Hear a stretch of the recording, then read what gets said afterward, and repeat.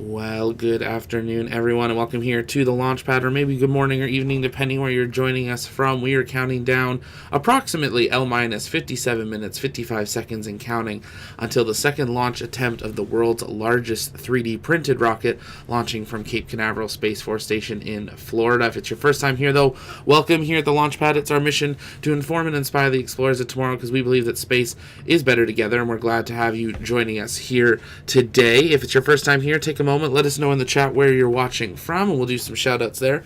And make sure you subscribe so you never miss another live launch coverage, docking, undocking, or return to Earth.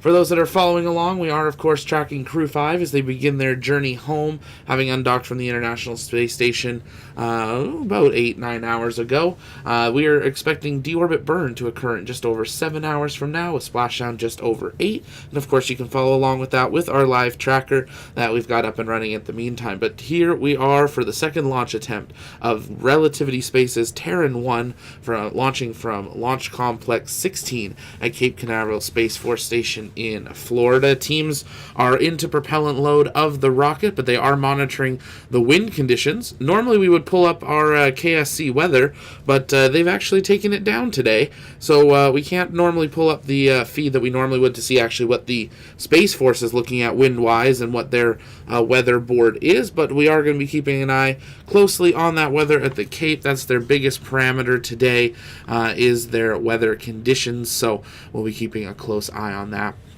As always, throughout today's stream, you can send in your questions in the chat by tagging us at the Launchpad, and we'll be glad to answer those live throughout today's stream. We'll be running through a little bit of what we know about today's rocket, and of course, you can always find out more about today's rocket by checking out our TLP mission briefings, or by that overlay in the top right corner. That is where you can find all the details about the Terran 1 vehicle. Of course, you can see that also over on tlpnetwork.com. That's where we have our detailed mission briefings. Looks like Relativity may be getting ready to actually go live here, and of course once they do, we will patch in and take a listen in to Mission Control to have an update on how things are progressing through today's countdown towards launch. Again, you can keep sending in those questions in the chat, taking us at the launch pad. We'll be answering those on and off throughout today's stream while we listen in to Relativity, but as they're getting ready here, we're going to prepare to listen in as we are now L minus 55 minutes, 15 seconds, and counting until the last updated T0 that we had from Relativity Space. Sean is asking, what is this rocket doing? So this is a new launch vehicle for a commercial launch option developed by Relativity Space. If successful, it'll be the first time a methane-fueled rocket has ever reached orbit, and the fairing on this flight was replaced with just a nose cone.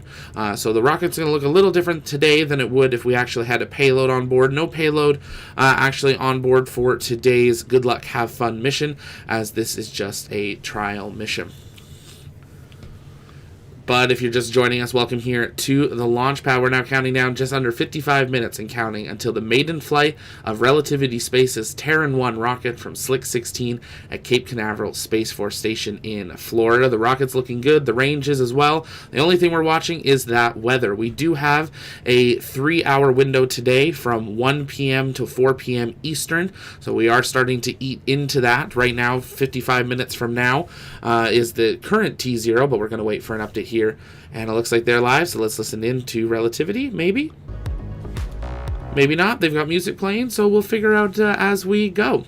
Darmok, thank you so much for sending in those gifted super chats. Really do appreciate that. That is a live view of Slick 16 at Cape Canaveral Space Force Station in Florida. And there's a live view of the rocket currently going through propellant loading. The world's first methane-fueled rocket targeting orbit, and we're glad to have you joining us here today. Terran 1 stands a height of 32 meters in length with a 2.3 meter diameter. For those that like feet, 105 feet or 7.5 feet in diameter. It's a 2-stage small satellite launch vehicle that was developed. Let's listen into Mission Control.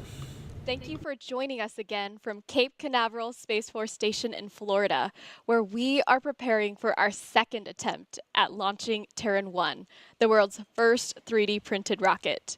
Today's flight is named Good Luck, Have Fun, or GLHF for short. This is Relativity's first launch. We'll be bringing you live coverage from Launch Complex 16, which is our launch pad here at Cape Canaveral, as we prepare for historic liftoff. I am Rachelle Aniceto, the Chief of Staff for the Vehicle Architecture and Technology team at Relativity Space. I support our Chief Architect, Kevin Wu, in the design, development, and product management of our medium to heavy lift reusable launch vehicle, Terran R. And I'm Arwa Tazani Kelly, Technical Program Manager for Test and Launch at Relativity Space. I'm responsible for supporting the teams that design, build, and operate our test and launch sites across the country for both our Terran 1 and Terran R vehicles, including operations on the stages, engines, and propulsion components. Together, we'll be guiding you through our second launch attempt today. Us on Wednesday during our initial attempt, you know we ultimately decided to scrub due to propellant conditioning issues. Before we get underway today, we want to share a bit more detail and explain how it impacted our first attempt. During Wednesday's operations, a ground equipment valve was malfunctioning. This prevented us from having adequate control over achieving the cold temperatures we aim for with our liquid oxygen. The team has since fixed this valve and incorporated additional mitigations to get that liquid oxygen, or LOX, to remain at acceptable temperatures. Additionally, we've seen questions about why we opted to schedule our next attempt today as opposed to going again on Thursday. The team was able to quickly repair that ground support valve, so that wasn't the cause for the delay. Instead, it had to do with our propellants. For those of you less familiar with Methalox propelled rockets, our liquid natural gas is mostly comprised of methane, but there's also a little butane, ethane, and propane, which are higher order hydrocarbons. As such, methane, being the simplest molecule, boils off faster, lowering its concentration over time. When we load propellant, we do so in a way that achieves our optimal methane levels. If we were to offload and reload those same propellants after a scrub, our methane composition would be off. Instead, we bring in fresh propellants, and the fuel then needs some time to level off to the right compound mix before we make another launch attempt. The good news is that propellant loading is proceeding smoothly today with no reports of issues with our valves or our propellant temperatures. Now we're currently at T-minus 50 minutes and counting. I did just receive confirmation that propellant loading is wrapping up for both stages. The range is green and the vehicle is healthy. However, we're keeping a close eye on upper level winds right now, since earlier forecasts were indicating marginal conditions for today's launch attempt. We use a combination of data from global forecast system modeling and real-time data from our weather balloons, which we are releasing periodically. We do this to determine if enough thrust vector control, or TVC margin, is there to overcome the atmospheric wind shear as Terran 1 approaches max Q. While winds at ground level today are acceptable for launch, remaining between 15 to 20 miles an hour, the upper level winds could impact our ability to gimbal the engines enough to keep us on course for our intended orbital trajectory. Current data is indicating we are a go for launch, but this is something the team is continuing to monitor. Thank you, Arwa. Arwa will provide regular status updates over the course of the countdown. In the top left of your screen, you can follow our countdown clock to help follow along in our pre-launch operations. Thank you, Rochelle. And now a quick reminder about the purpose of Good Luck, Have Fun. This is a first launch, meaning that while we're aiming for Terran 1 to reach orbit, our primary focus is on gathering the data and learnings necessary to develop Terran R, our much larger medium to heavy lift reusable launch vehicle. The lessons learned from this mission will also enable us to improve our software-driven approach to manufacturing. And today's launch includes many firsts. Terran 1 is the first 3D printed rocket, which is 85% 3D printed by mass. It's in a race to become the first Methalox propelled rocket to achieve orbit. And if orbit is achieved, Relativity will also become the first venture-backed space company to have successfully reached orbit on its first flight. And it's worth noting that while Terran 1 will be capable of lifting 1,250 kilograms into low Earth orbit or LEO, today's launch doesn't have a customer payload. We do, however, again have a memento on board, one that's quite unique to Relativity that we'll tell you more about later. So liftoff is currently scheduled approximately 48 minutes from now. This estimation may change as we work through our countdown. We will keep you updated along the way. Today's launch window lasts for 3 hours. This gives us time to troubleshoot any issues.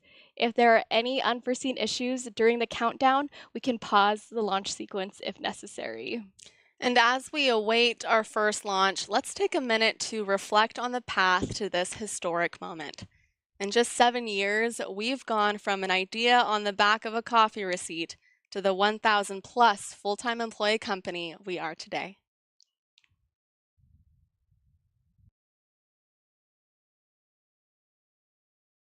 And if you're just joining us, welcome here to the launch pad. We're counting down 47 minutes, 13 seconds and counting until liftoff of Terran 1.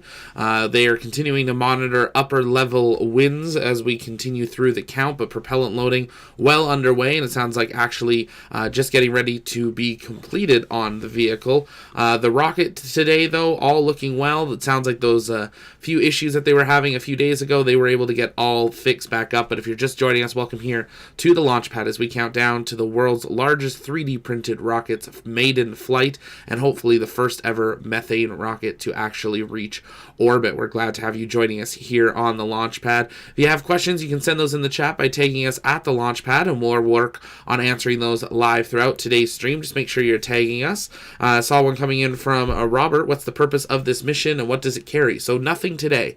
It is carrying a kind of hunk of metal from their first 3D print that failed, but today is just a maiden flight, proving that this vehicle can actually get to orbit. If it does that, then we will see in the future fairings being made and actual payloads put on board. And you're seeing some of that B-roll from within their factory here. We have to be careful, obviously, with their music, so that's why we're not being able to play some of these videos, because Relativity really loves their energetic music, and unfortunately that's a copyright. But we're glad to have you here and take these time to answer questions while keeping it on screen as we come down to just under 46 minutes and counting until launch.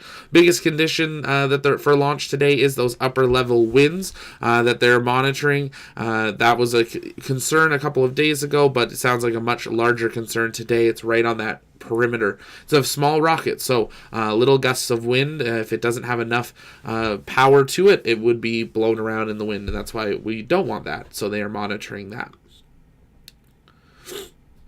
Colton, what conditions do the second stage tank/fuel have to be in? I'm not too sure what you're meaning there, Colton. If you want to maybe write some more, I'll keep an eye out for that so we can try to get you a proper answer there. Liminal's asking, what is the material they're printing in? Metal. So those are custom 3D, it's just on the screen there. Those are custom printers that Relativity has made that print a metal composition so they can build out their segments, and then they stack them, and then they have all their engines at the base. So that is a really interesting way of being able to develop these. It's trying to future-proof them to be able to mass develop them in the future and possibly even develop them off of world as well. So Terran 1, just the first of 2 rockets that Relativity is working on. I'll see if I can pull it up here on the screen for you guys on the 2 rockets that they are working to develop. Terran 1, kind of the test bed to prove what they're wanting to do. And then they will be building their larger Terran R, which is going to be their much more reusable. It's going to be a reusable rocket in the first place. Let me switch back over to here for just a brief moment, switch this feed, and there we go. So this is Terran 1. I know white mode is really bright, but here is Terran 1. This is what we are launching here today. Costs about $12 million per mission. Can take up to 1,200 kilograms to low Earth orbit or 900 kilograms to sun synchronous. And to give you an idea of size, that is what can fit inside the fairing. So kind of a smart car is what can fit inside the fairing of Terran 1. 2-stage vehicle with an inner stage for it. If we go up to their future vehicle, this is Terran R. It's a more simplified version of Terran 1, but larger.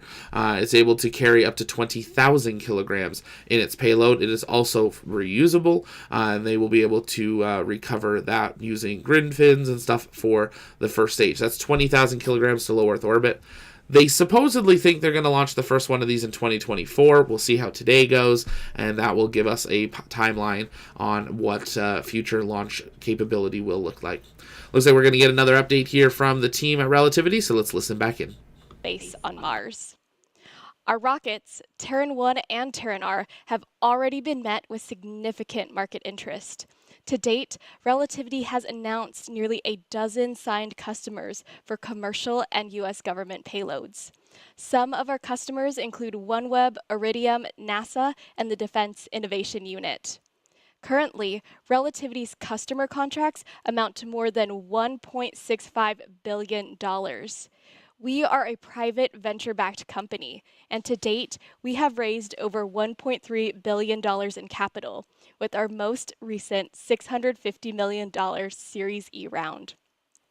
This funding has allowed us to make progress on Terran R, as well as get Terran 1 to today's launch. With that, let's take a step back and see how we're tracking towards launch. We are currently at T minus 42 minutes. The vehicle still appears to be operating nominally. The weather is looking good so far. We're still keeping an eye on those upper level winds, but other than that, we're tracking well towards a 1300 Eastern Time launch. That is great to hear. Good luck, have fun is the maiden launch of our 3D printed Terran 1 rocket. Terran 1 is an orbital class rocket, and of course, reaching orbit would be a total home run. But as we've mentioned before, we're just truly looking for some important base hits here today. Notably, a key objective for today's flight is largely about proving our hypothesis that 3D printing is a viable way to manufacture a rocket, and it can successfully withstand the pressures of flight. Through robust ground testing, we're confident that we have a real shot at proving just that. And the more data that we collect from this first flight means that we'll have access to more insights. And this will give us the confidence that we're able to execute on Terran R. And it will help us solve all the hard problems that come with building a medium to heavy lift reusable rocket. As a business, we are following the Pathfinder product development approach. So the Terran 1 that you see on the pad today has always been our Pathfinder. It was designed to be a development platform for Terran R, and it has served us exceedingly well to date in that capacity as we've progressed through printing and testing ahead of today's launch. Arwa, what would we call success for today's launch? Well, again, safely clearing the pad, getting out over the ocean, and passing the point of maximum dynamic pressure, or max Q, would be a big inflection point for today's launch. This is because it's the point where the structural loads on the vehicle are the highest, making it one of the more challenging phases of flight. This is the point in flight where we want to prove much of what has already been proven on the ground. During acceptance testing, the vehicle withstood loads even beyond what we anticipate it will encounter during flight, so passing this milestone would effectively demonstrate that 3D printed rockets are structurally viable. If we make it even further to stage separation, we will have achieved a full first stage flight, and that'll be another big accomplishment for the team. From there, we'll attempt to light the second stage and get Terran 1 to orbit. So at that point, it's going to be so tough not to jump out of our seats if we get to that point. Just as a reminder, Stage 2 is targeting a 200 kilometer by 210 kilometer orbit, which is not a traditional orbital target. However, that is our target for today, given that this is our first launch and not a customer mission. There is no customer payload on this flight. Instead, to celebrate how far we've come, we have mounted our first ever metal 3D print from the first generation Stargate printer inside of Terran 1's nose cone. And while we're on the topic of setting expectations, we will also note that we are unsure how much of the second stage flight we will be able to share with you live. While we do have cameras on board, we will be prioritizing vehicle telemetry sensor data for this launch in order to maximize our learnings. And as a result, the video connection could be spotty. So in the event that we do lose video, we will do our best to keep you up to date as we receive telemetry. And I just want to update here that our launch time is set now for 13:45 Eastern. We have updated that with the range, and you can follow along on the time clock on the top left-hand corner. We do have strict safety protocols in effect for today's flight and are closely coordinating with the FAA and Space Launch Delta 45. These protocols are standard for all launches and ensure that no one would be in harm's way if there were to be an anomaly. The window for today's launch attempt opened at 1300 Eastern, and it lasts for 3 hours. The pad was cleared of all personnel again at T-minus 4 hours, followed by the start of propellant loading.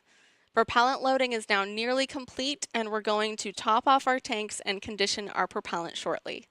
At approximately T-minus 20 to T-minus 15 minutes, the launch director will poll the launch teams to ensure that all subsystems, weather, and the range are go for terminal count. Terminal count will then begin at T-minus 70 seconds, and that's when the vehicle's internal flight computer takes control of the countdown. Now, while we wait for T0, let's talk about the process that got us here once again. Terran 1 is 85% 3D printed by mass. The items that aren't 3D printed include rubber seals, computer chips, valves, and other similar items. We see 3D printing as an automation technology, and we believe that long-term 3D printing will rapidly democratize space. We've already been able to unlock rapid part count reduction and rapid design iteration, and we're still very much in the early days of what's achievable. Now, we use 2 classes of printers here, powder bed fusion or PBF, and vertical wire arc additive manufacturing or WAM.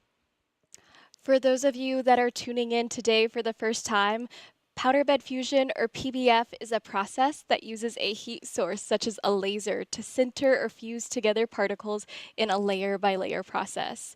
Let's show you an example of a PBF printed part. What you might see on the screen right now is a development part. Specifically, this is a development part that we use for our AON-R engine. It's an example of a turbopump housing. We use PBF to print our 9 AON-1 engines and the single AON vacuum engine on the second stage for Terran 1. We have been able to increase reliability through lowering our part count with PBF. And now let's maybe pull up an example of one of our WAM development articles. Our proprietary Stargate printers use WAM for printing the vehicle's structure. We developed a proprietary metal alloy that begins in a wire spool and is then fed into a Stargate printer. It's then heated and cooled rapidly to form small beads that, in succession, create the vehicle structure, layer by layer.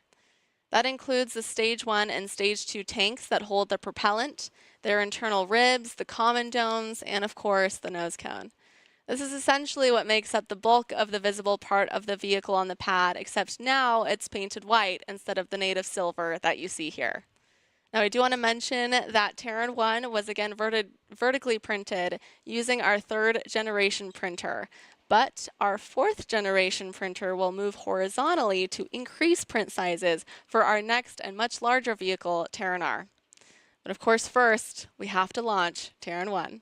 That is right. We have to launch Terran 1 today. So for those of you that missed Wednesday's broadcast, let's do a refresher about the Terran 1 architecture. As a reminder, Terran 1 is 110 feet tall with a 7.5-foot diameter. Starting from the left-hand side and the bottom of the vehicle, there are 9 AON-1 engines. Each of these engines has a thrust capability of about 23,000 pounds at sea level. This gives us a max total liftoff of over 200,000 pounds. The AON-1 engine is designed with a gas generator cycle. We have thrust vector control actuators, or TVCAs, on the engines to gimbal the engines during flight. We have completed more than 2,000 engine hot fires, and with 10,000 seconds of runtime across the 191 AON-1 hot fire tests. The 9 Aeon 1 engines are attached to the vehicle through the thrust structure. This is what takes the loads from the engine thrust. And above the thrust structure is the stage with the WAM printed tanks that Arwa just shared about. This holds liquid oxygen on the top tank and liquid natural gas on the bottom tank. These tanks are pressurized using an autogenous pressurization system. We tap off a portion of the propellant from the engine, and this is run through heat exchangers that are mounted on the engines. The liquid propellant is converted into a gaseous state, and then this is piped back into the top of the tanks to maintain our required tank pressures. Above stage 1 is the WAM printed interstage, and this holds our stage separation mechanisms. For stage separation, we use a pneumatic pusher system. And above the interstage is stage 2, which has a single Aeon vacuum engine. This engine has a thrust capability of more than 25,000 pounds in vacuum and has the capability of multiple restarts. Stage 2 also has WAM printed tanks just like stage 1. And above stage 2 is the WAM printed nose cone.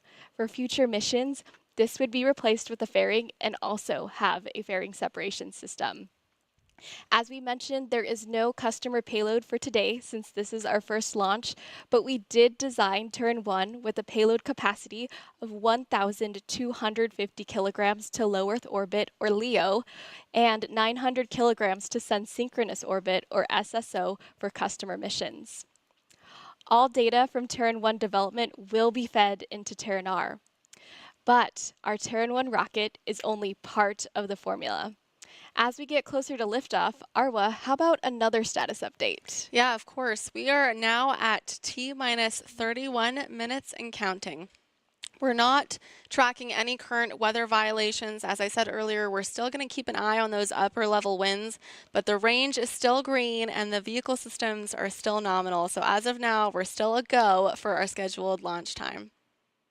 Now for our new viewers, here's a little more info about the systems you're seeing on the pad. The rocket rolls out of the hangar horizontally and is then lifted vertically by the transporter erector. This is the black vertical truss structure you see there behind the rocket. And then you'll also see 4 large towers surrounding the pad that make up our lightning protection system. They protect the vehicle from any direct lightning strikes. Inside of those, we have 4 much smaller black posts called rainbirds. They're used for acoustic mitigation for the rocket and do so by covering the pad with water to dampen the reflected acoustics at liftoff. The small flame you see at the bottom right of your screen is the flare stack. No need to worry there, this is intentional. It burns off flammable gases from propellant loading, venting operations, and priming of the engine igniters. It's a little harder to see here, but there it is. The small slide-looking structure beneath the vehicle is our water-cooled flame diverter. It's used to mitigate the heat from lighting the engines, and it directs the exhaust plumes away from the vehicle. You'll also see what looks to be 3 different levels under the rocket. The largest and lowest level is the pad deck, and directly above it is the launch table. This is where the launch mount pins to the pad and creates that flame duct. The launch mount on top of it is one component of the transporter erector. It transfers loads into the pad deck during hot fire tests and engine ramp up at launch. It also contains the release system, or hold downs, and the quick disconnect, or QD carriages that provide propellant and other commodities to the vehicle while it's on the ground. And once again, a big shout out to the ground crews out here for all of their hard work. They've helped us build and operate this launch infrastructure and supported vehicle integration and testing. And of course, they helped us prepare for today's second attempt. So thank you all so much for your incredible work. These teams have also supported our rigorous test campaigns. Let's go ahead and take a look at Terran 1's journey to launch.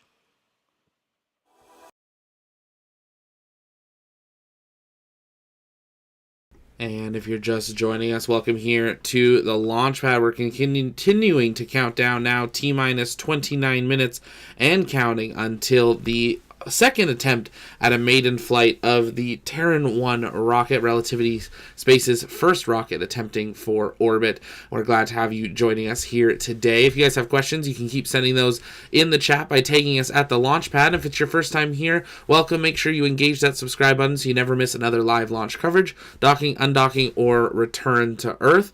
We're glad to have you all here today, because here at TLP, it's our mission to inform and inspire the explorers of tomorrow, because we believe that space is better together. We've got a poll in the chat. How do you think today's launch is going to go? Do you think it's going to be a total success, something we don't want to see, a rud during second stage flight or first stage flight, or do you think we're going to scrub due to that wind conditions or another conditions? Take a moment, let us know what you think in the poll there, and in the chat, let us know where you're watching from. We'll do some shout outs here. We're glad to have you all joining us here today. Of course, we'll knock out all the YouTube stuff to get that out of the way while they're going through this video. If you haven't yet, consider take a moment, check out our shop, TLP, the launchpad.store. That is where you can get all of your TLP launch gear, and you can get 10% off of everything in the store today using promo code LAUNCHDAY. Also consider joining us over on Discord. That's where our TLP community hangs out, has launch watch parties. We had an undocking watch party last night that went way into the night. It was great hanging out with a bunch of you in the community, so consider joining us there. If you are a TLP member, you can go behind the scenes at TLP. You get early video access, raw video and photo updates when we're in the field and different things like that, as well as different merch discounts, and we're going to be rolling out some new benefits over the coming months for that as well. But we're glad to have you joining us here today as we count down 27 minutes, 17 seconds, and counting. Let's listen back into Mission Control. Approach T-minus 25 minutes. We're going to stand by for a situational briefing from the launch director, Clay Walker, in Mission Control. Let's go ahead and listen in.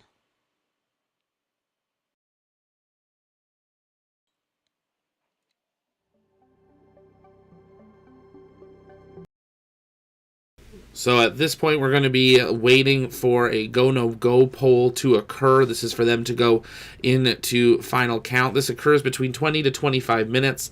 During the first launch attempt, we saw it generally around the 22, 23-minute mark. So we'll wait and see. But some great views into Mission Control at Relativity Space as they work towards their second launch attempt of their maiden flight of their Terran 1 rocket.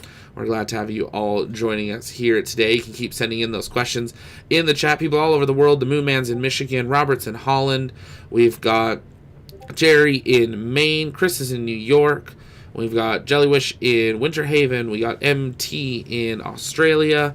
Great to have you all joining us here today. If you do happen to be out on site along the Space Coast and are watching today's flight, and you happen to see Terran 1 hopefully fly through the sky, consider sending us those photos on Twitter or on Facebook or through the Discord for a chance to be brought up possibly during the stream or over on our social media as well. Just make sure you're tagging us at TLPN _official on Twitter, or drop it in the Discord, and we'll try to bring some of those up during today's flight. This is the first time, well, second time we've seen a Relativity Space live stream, so we are learning on how they're going to do. We don't fully know what their telemetry is going to look like at liftoff, and we hope that we will be able to see those here today. Lots of people tuning in. Peter Parker's in Toronto. We got Alan in Oregon. Gavin's in Orlando. We've got Taylor in Utah. Alan's in Kentucky. We've got AQ in London. Imanol in New York. Michelle in South Africa. Eugene in Wales.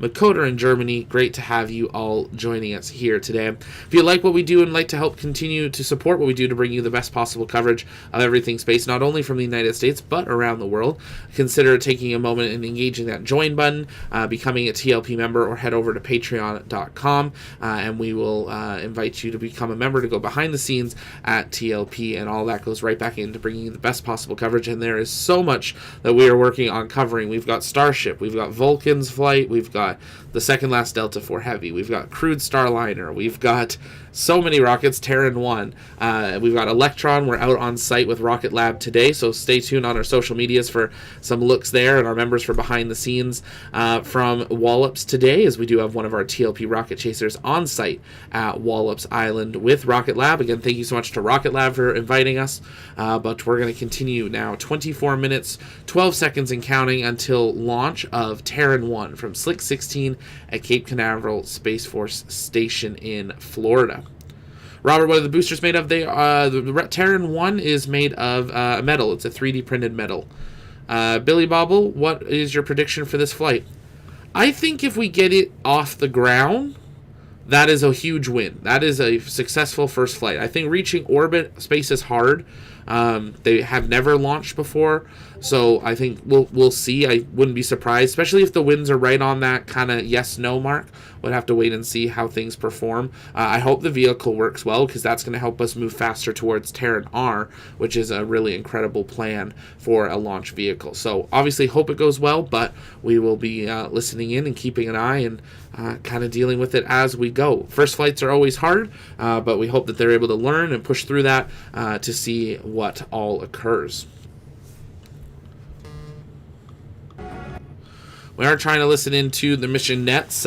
Relativity Space loves their music, so when they're not talking, they play music. So we are keeping an eye on that for when they start talking, to listen back in to the nets for that go, no go poll. Should be occurring here in the next about 3 minutes of flight. As you can see there, Relativity's Terran 1 looks completely white, but it actually does have a pattern in their name on the bottom. But once it's filled with all of its propellants and it ices up, it becomes just a full white rocket. So that is why you're seeing that. It looks a little bit different than some of the photos you may have seen prior to launch. If you haven't yet, take a moment, engage that like button, share out the stream as we continue to count down 22 minutes, 30 seconds, and counting. So stay with us right here on the launch pad as we count down to the maiden flight of Relativity Space and their Terran 1 rocket. Stay with us.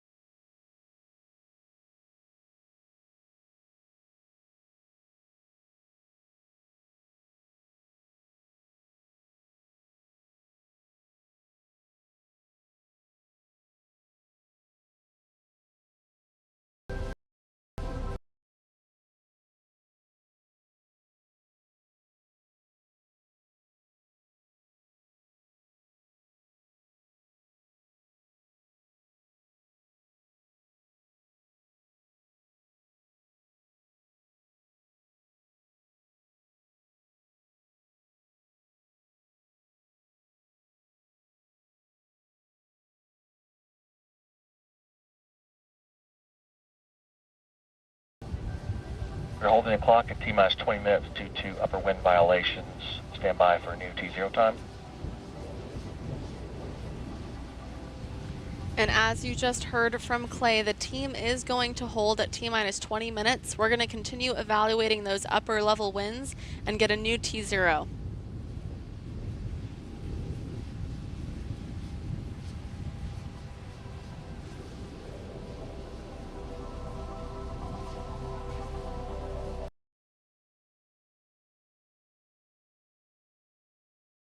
So as you can hear there, we are entering a hold at T-minus 20 minutes due to the upper level winds. They're going to be keeping a close eye on those. We still have time for today.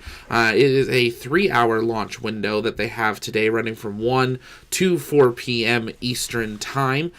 So we are entering that hold. The rocket is ready. The range is ready, but those upper level winds are what are going to be holding us. So we're going to work on updating this here to try to get a clock up on the screen for you guys of how long's left left in today's launch window. So stay with us here, and then we'll take some time to answer your questions. So stay with us right here on the launch pad, as we are now at T-minus 20 minutes and holding until Relativity Space's maiden flight of Terran 1. Stay with us.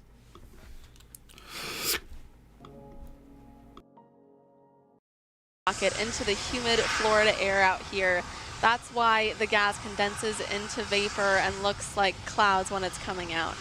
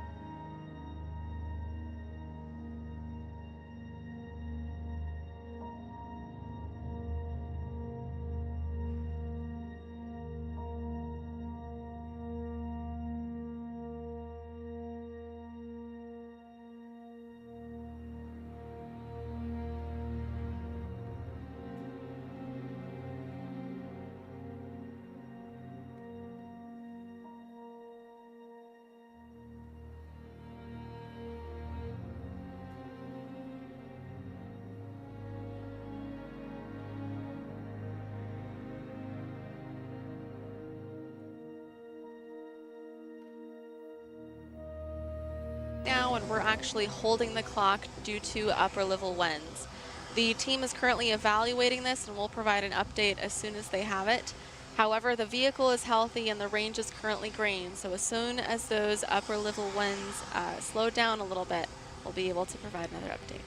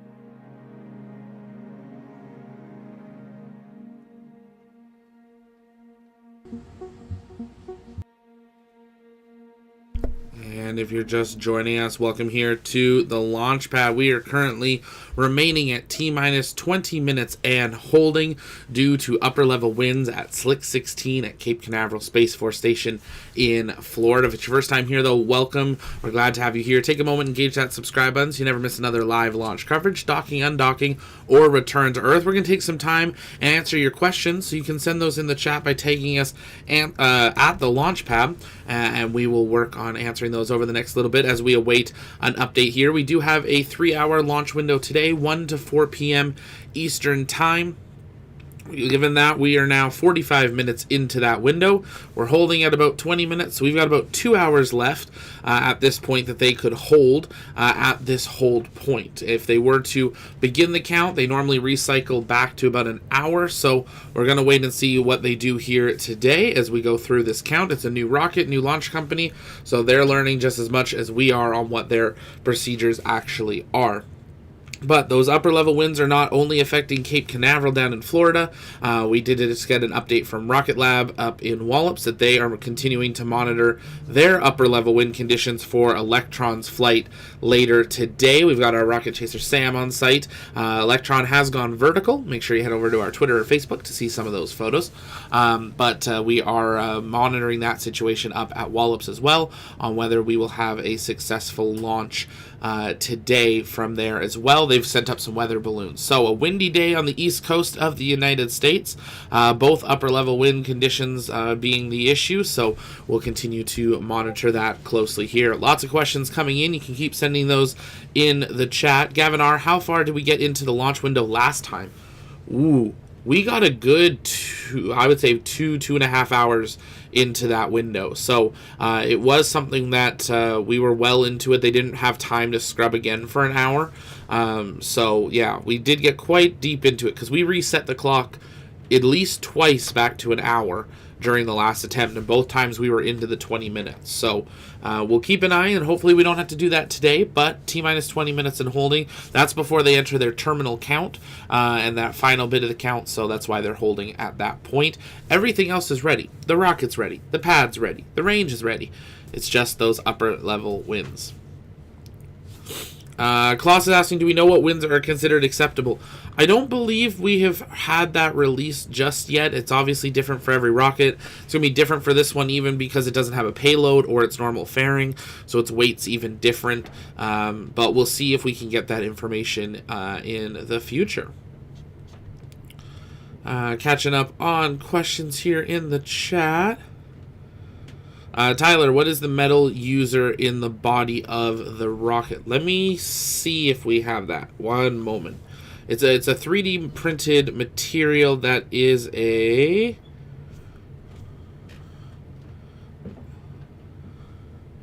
aluminum. It's a printed aluminum that they're using. Let me see if I can catch that. Bear with me there. Want to make sure I get this accurate because it is a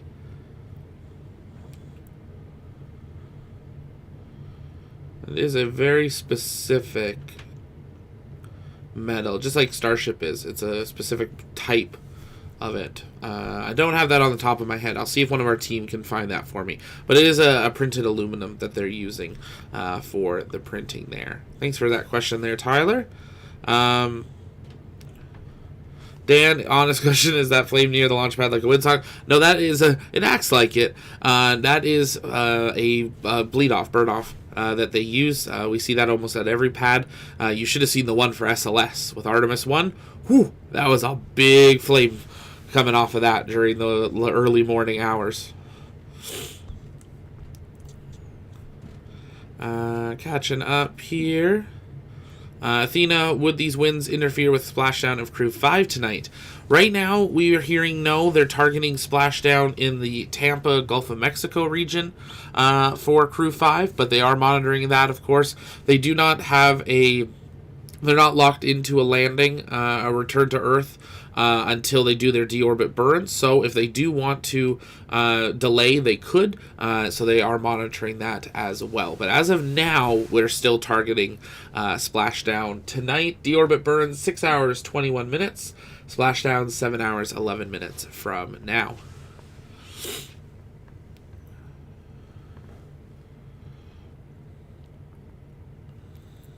The wood post, how many times can you fill and unfill the rocket?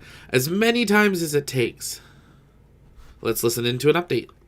And we once again held the clock at T-minus 20 minutes due to weather issues, unfortunately. Upper level winds are currently marginal, so the team is evaluating live data to determine if we can go ahead and keep rolling the clock or if we need to pause for a little bit longer.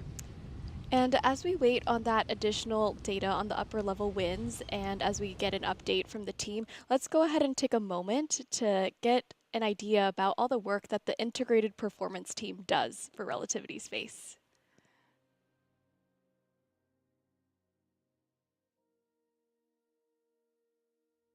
So they're going to play through another video here talking about some of their team working on how everything has been brought together towards today's stream broadcast flight. Darmok, thank you so much for those 5 gifted memberships. Really do appreciate it.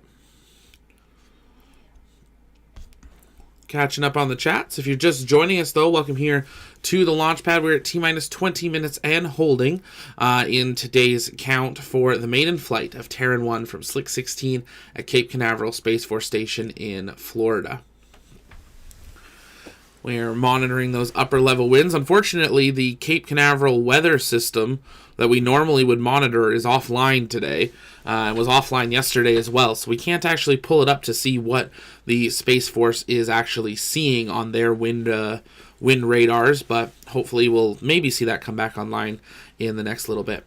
Dan, is this rocket going to go past the Kármán line? That is the hope. If it does, it'll be the first ever privately funded methane rocket to pass privately funded rocket to orbit on first attempt, and methane rocket over into orbit as well. So, number of milestones that could be hit here today. The orbit that they are targeting today, a unique one, 200 by 210 kilometers in low Earth orbit. This is not really a normal orbit for them, but it's enough to get into orbit, prove that they've done that, and then it'll come back down to Earth and burn up without leaving too much junk in it right now. As we said, number of first mission for Relativity, first launch from Slick 16 in 35 years, first launch of Terran 1, and the first launch of a 3D printed rocket of this scale. Lots of people have 3D printed rockets for like model rockets and stuff, but for an actual orbital class cargo mission scale, this would be the, hopefully here, this is the 34th launch attempt of 2023 as well. So very quickly getting that number up there. If you haven't yet, take a moment, let us know in the poll, how do you think today's mission is going to go? Do we see a total success, a RUD during first or second stage flight, or are we going to scrub? Right now, over 1,700 of you saying 49% saying total success, 38% say scrubbed. I'm glad to see less than 13% of you think that it's going to RUD. That's what we want to see. Success or scrubs, those are what we want. Michelle, thank you so much for being a member for 3 months, asking, hey, Zach, do they recover the first or second stage and how? Not with Terran 1. Terran R, they will recover, similar to like a Falcon 9, but with Terran 1, it is an expendable rocket.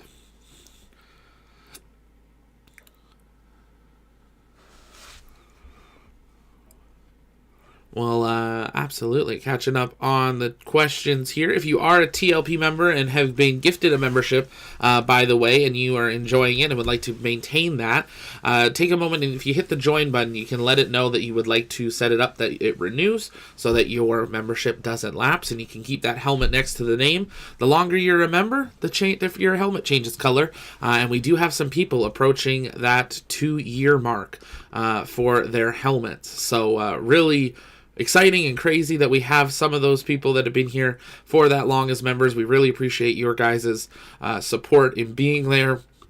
Your support in that way helps make sure that we are able to do the best possible coverage of everything space. Do a couple shout outs here. Michelle, my Chael, Jeffrey, Johnny Spacer, and George. 20 months as members. Thank you so much. Let's listen back into Mission Control. Stern, we're awaiting confirmation from Mission Control at the moment, so we're going to continue listening into them for any further updates. So seeing there on the screen, they have reset the clock to T-minus 40 minutes. We are going to wait to see that clock begin running, and then we will update our clocks here. But at this time, they've reset their clock to T-minus 40 minutes. Still in a hold, so they've set that, and they're waiting for it to get to a point that they will actually resume that count. So we'll update our clocks to match that. Well within today's 3-hour window down at Cape Canaveral from 1 p.m. There we go. Clock is running. Updated liftoff 14:35 Eastern Time. 38 minutes 20 seconds. Oh, they've paused it. 38 minutes 20 seconds. That's where they're going to resume the count for here. Go for another attempt. They are monitoring the weather conditions, so they're hoping for upper level winds to clear, but we're going to wait and see as they're still holding 38 minutes 20 seconds, waiting to get that clock actually running here in just a moment. 14:35. Probably see that clock running here in the next 20-30 seconds or so, and then we'll match up to them as well. If you're just joining us, though, you're looking at a live view of Slick 16 at Cape Canaveral Space Force Station, where we're going for a second day of launch attempts of Relativity Space's Terran 1 rocket on its maiden flight. Angel, thank you so much for becoming a general support member. Really appreciate your support. Thank you so much. And they keep...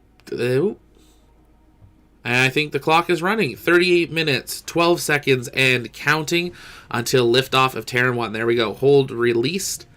And we are coming now to 38 minutes. We are now 38 minutes away from our new scheduled launch time of 14:35 Eastern. Again, that's 14:35 Eastern, less than 40 minutes away.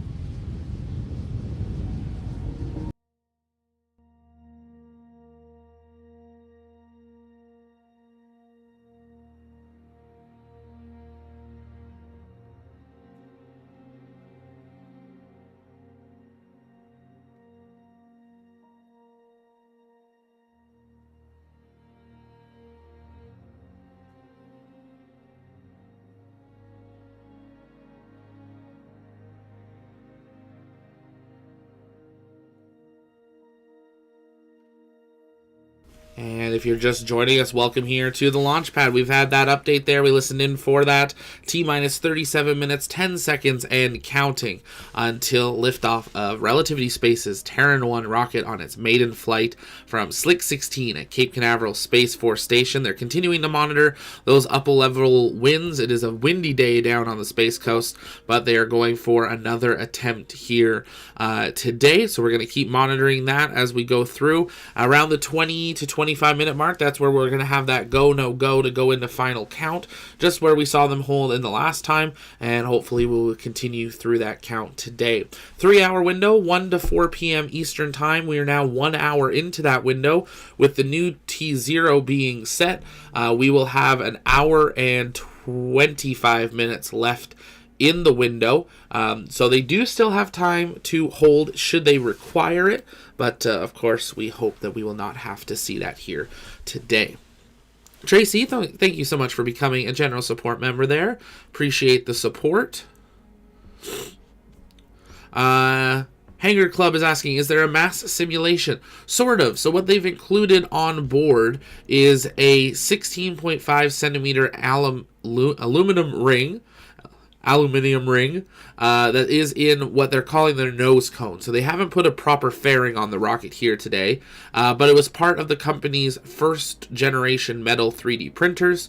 So it has their logo and GLHF on it, and it's just an extra little bit of weight that they've included in the nose cone for today's flight. Felix, thank you so much for that super chat. Really appreciate the support there. Felix saying, keep up the good work, Zach. I've been following you since the very beginning and happy to see your channel grew that much. Thank you so much, Felix. Appreciate you being here. It's been an amazing 2 years and we're just getting started. We've got a lot of projects in the works that we can't wait to share with you guys here in the near future to be able to bring you even better coverage with live cameras and a bunch of stuff as well. So that support from that super chat and you guys being members and being here all goes back in to being able to upgrade that equipment to bring you the best possible coverage, because equipment's expensive, but we're excited to be growing. We're excited to be expanding equipment, and that is only because of you guys. So we really do appreciate your support in that way. If you haven't yet, though, make sure to follow us over on our Twitter and consider joining us on our Discord. That's where you can stay up to date on everything TLP with launches, space news, and everything in between. And we'll invite you to see you in there. Tyler, what is your favorite part of the project so far? Of Relativity? Which project, Tyler? Matthew, hope to see you at an Edmonton rocket launch this year. That would be awesome, Matthew. That'd be really cool. Gavin, thank you so much for becoming a VIP spectator. Really appreciate that. Edmonton rocket launch. Ooh, rocket club launch? Yes, please. That'd be awesome. Maybe we have to work to do something and do like a live stream or something from it. That'd be cool. Get out in the field with you guys. MFG, are there cameras on board? Yes, I believe we heard there's about 12 cameras that are on board the rocket between the first and second stage. Callum, thanks so much for becoming a general support member. Really do appreciate that. Bill sending in a super chat. Thanks for the great webcast as usual. Hope the welded ticketed body holds together. That's the hope, right? I mean, we've all looked at 3D printed models and, you know, you can see the lines in it. So hopefully those metal welds hold together during this flight, but that's what Terran 1 is. Terran 1's to prove that this type of technology works. So we'll wait to see what happens with that there. Yeet the System, you're in Canada. Yeah, so our team's around the world. I'm based in Edmonton, Canada. That's where TLP HQ is, but we also have our mobile studios in Starbase, in Vandenberg, and in Florida. And then we also have team across the country in Georgia, California, United Kingdom. We've got people in Scotland and the UK. We've got, where else? France. I don't want to miss anybody. Ontario, I believe. Did I miss anybody? I don't think so. I don't think we missed everybody. So we're excited to have a team all over the place. We are going to be rolling out a new applications process here in the next couple of days. So if you're interested in becoming part of the TLP crew as possibly a journalist, a writer, help with data entry with our history project of space exploration, or you're interested in becoming a moderator or probably a TLP rocket chaser, all those applications are going to be coming out in the next couple of days. So be on the lookout on Discord, on Twitter, and you'll be able to see when those drop. But if you're just joining us, we are at L-32 minutes and counting for another launch attempt of Relativity Space's Terran 1 rocket from Slick 16 at Cape Canaveral Space Force Station in Florida. We're answering your questions as we continue through the count, so you can keep sending those in the chat, and we will be answering those live. Zach's got contacts everywhere. It's incredible how spread out the space community and industry is. Let's listen back into Mission Control. We're now at T minus 31 minutes, and you might be wondering where we built the launch vehicle that you're seeing on the pad. We currently have 2 manufacturing facilities in Long Beach, California, and today's rocket was printed at our second factory called the Portal, while our new headquarters, named the Wormhole, is home to our 4th generation Stargate printers. This is the million-square-foot facility we are currently expanding into that will serve as the epicenter for Terran development and production. Speaking of Terran, Terran 1 is truly a pathfinder to that vehicle. The real opportunity in the market, as proven by our customer contracts. We are actually already ramping up production for this medium to heavy lift reusable vehicle. We have designed it to be capable of 20,000 kilograms to low Earth orbit, or LEO, and we plan to still benefit from the large-scale metal additive manufacturing. One key learning from Terran 1 is with the engines. Let's take a look at this clip of the AON-R thrust chamber assembly test.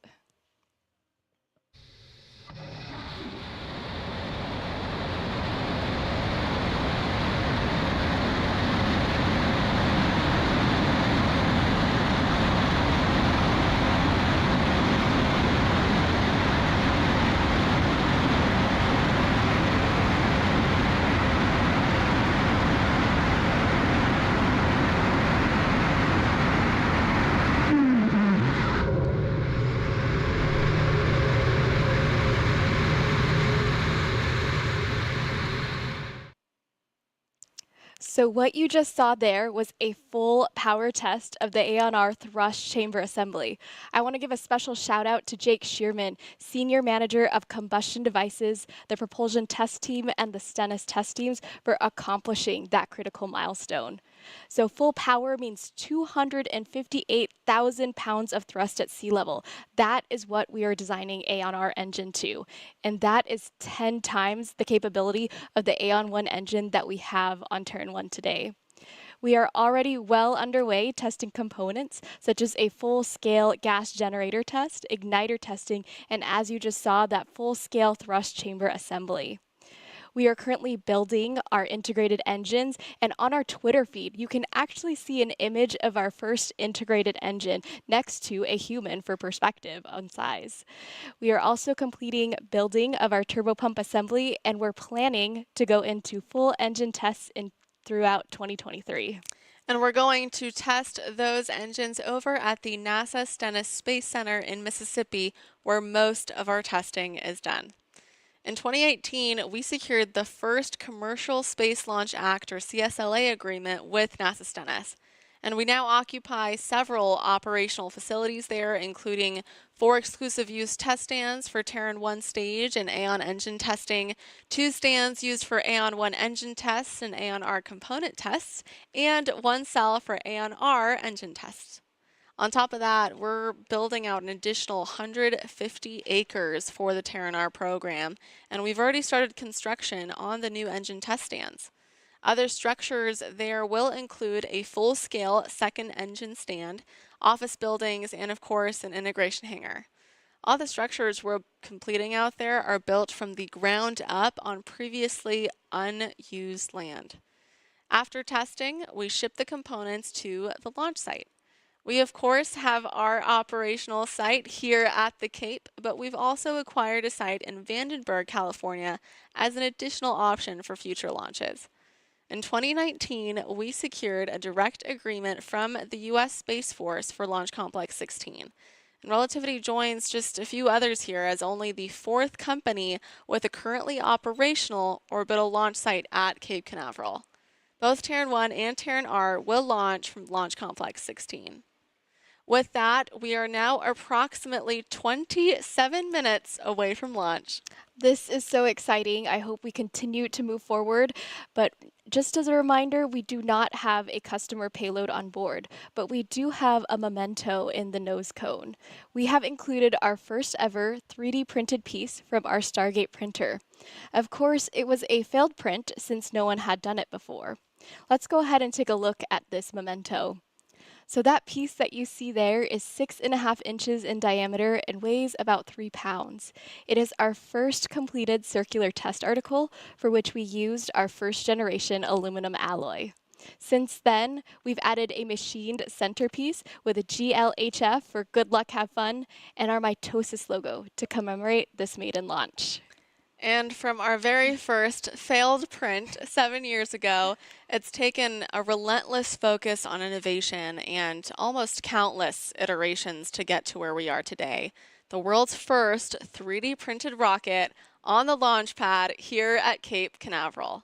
Like the first print, Terran 1 is the first step of many towards making humanity a multi-planetary species. As a reminder, our primary objective for today is to gather as much data as possible to help develop our future vehicles, including Terran R, our larger medium to heavy lift reusable launch vehicle. Now we're currently at T-minus 25 minutes. We're going to continue standing by for further updates from Mission Control.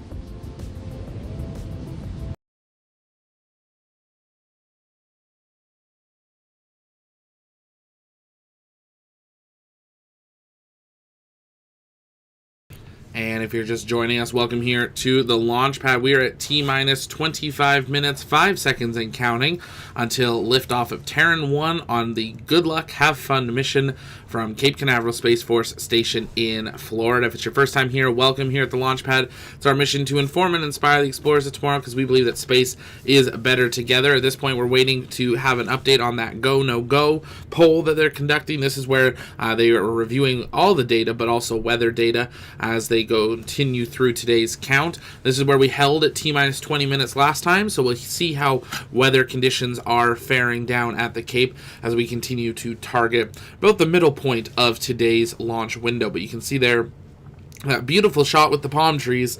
Definitely it's a windy day down on the Cape, and it's not a huge rocket in comparison to something we see like a Falcon 9. So those wind conditions very easily are able to manipulate that rocket. A couple of questions catching up in the chat. Tom Dude, any development news on the Launchpad app? I installed it a few months ago, but haven't seen much progress on my end. Great call out there, Tom. We have been working on updating a bunch of our systems for the app and for the website for it. The app will see a refresh hopefully in the next couple of months for it, but we're going to work on basically a whole new look. So when you see an update, it's going to look different, have a lot more features on board, and we're really excited for that. If you have an iOS device, you can get the TLP app now. It works. That's where you can get your launch calendar, space news, things like that. But we're excited to roll out kind of a V2 of it in the coming months, so stay tuned for that. And when we roll that out, we will have the Android app available as well. So we appreciate you guys bearing with us with that. Apps are a massive project on top of the website. So many projects on the go, and that is definitely one of them. Currently T-minus 23 minutes and counting. 10 minutes.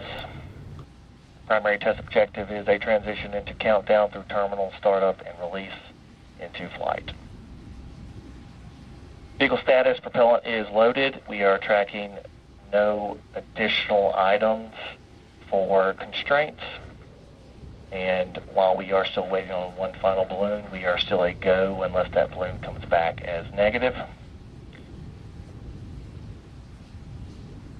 All assets are standing by for launch. We will do polls in approximately 6 minutes. Stand by all parties. So you heard an update there from the launch director. They're waiting on one last weather balloon, and then they will do a go, no go to go into the final launch count. And you just heard that situational briefing from Clay Walker. The vehicle is very healthy right now, and the only issue that we're tracking is unfortunately the weather. But we are awaiting data, the latest data from our weather balloon to determine if we can continue and go ahead with our scheduled launch time of 14:35 Eastern.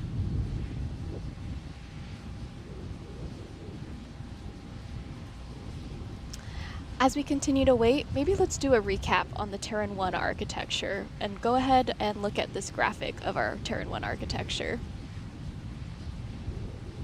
As a reminder, Terran 1 is 110 feet tall and 7.5 feet in diameter. We have 2 stages that are expendable. On the bottom, we have 9 Aeon-1 engines. Each has a thrust capability of about 23,000 pounds at sea level, giving us a max total liftoff of more than 200,000 pounds. The Aeon-1 engine is designed with a gas generator cycle, and as you previously heard, we have thrust vector control actuators, or TVCAs, on the engines that allow us to gimbal during flight. We have completed more than 2,000 engine hot fires as we prepared going into launch today. The Aeon-1 engines are attached to the vehicle through a thrust structure, and above the thrust structure we have WAM printed tanks. Arwa previously shared that this is the wire arc additive manufacturing in-house process that we use. And these tanks hold liquid oxygen on top and liquid natural gas on the bottom. During flight, we pressurize our tanks using an autogenous pressurization system. This means that we tap some propellant from the engines, and this is run through heat exchangers mounted on those engines and converts the liquid propellant into a gaseous state, and we pipe it back to the top to maintain the required tank pressure or ullage pressure. Above the stage 1 tanks, we have a WAM printed interstage, which holds our stage separation mechanisms. This is what we use to separate stage 2 from stage 1 during flight. The stage separation system uses pneumatic pushers. And above the interstage is stage 2, which has a single Aeon vacuum engine.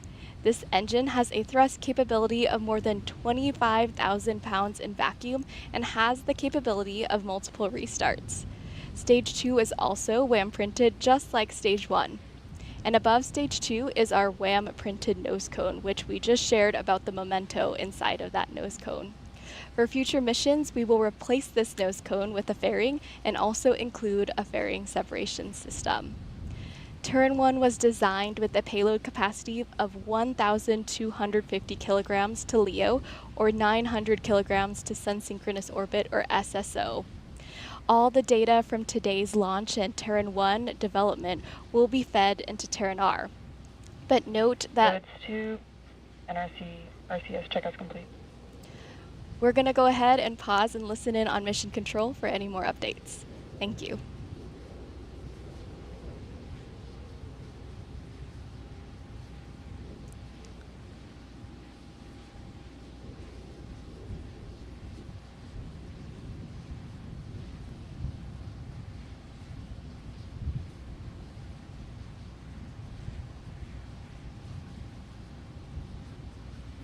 And if you're just joining us, we're waiting to hear a go, no go poll. Expect that to occur in the next minute or two for them to enter final count. T-minus 18 minutes, 30 seconds, and counting.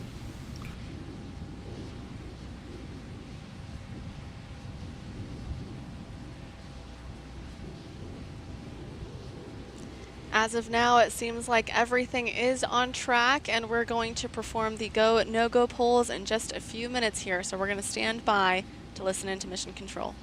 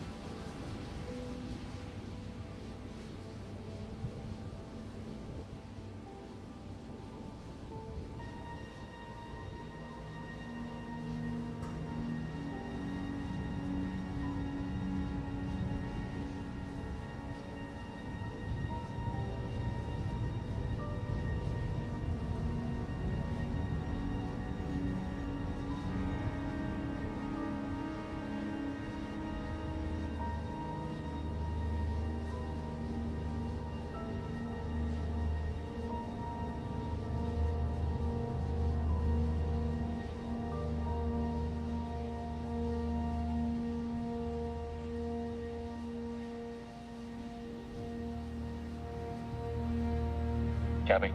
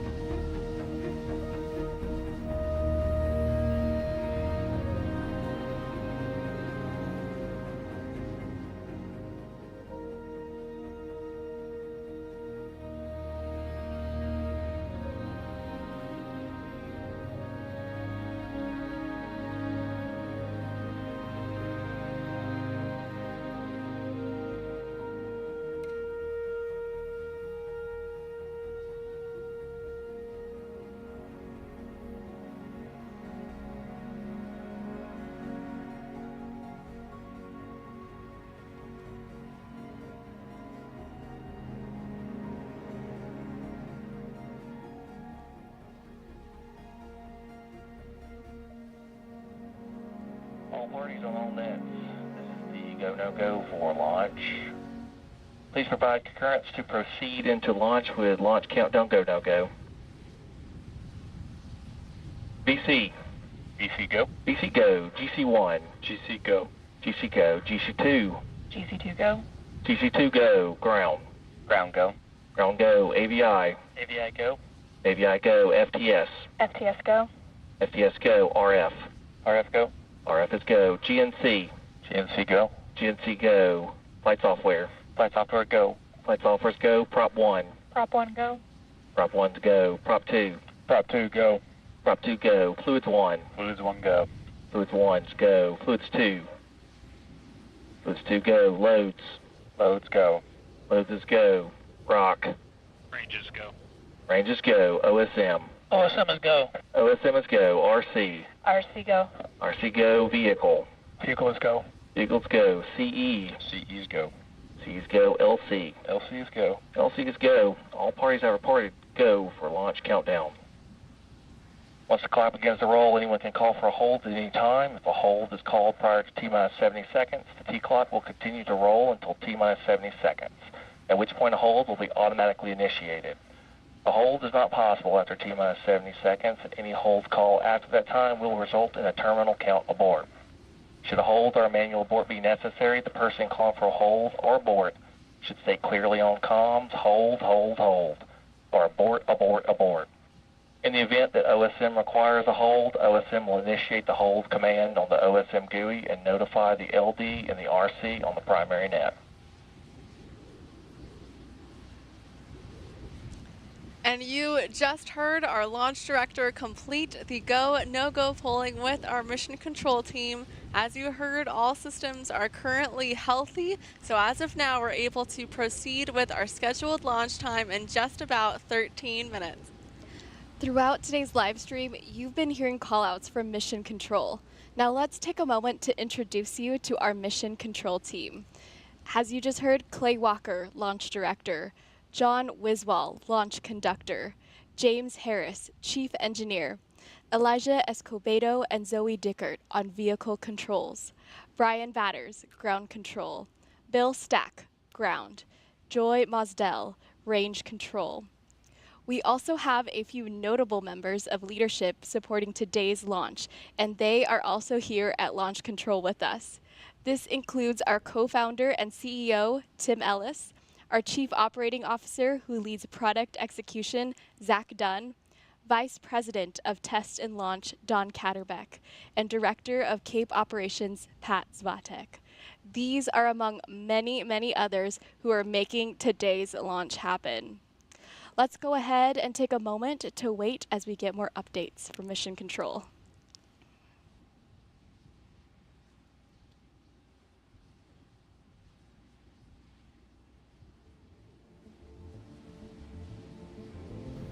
And if you're just joining us, welcome here to the launch pad. You're looking at a live view of Slick 16 at Cape Canaveral Space Force Station in Florida, where we are go for launch of Terran 1, Relativity Space's first 3D printed rocket.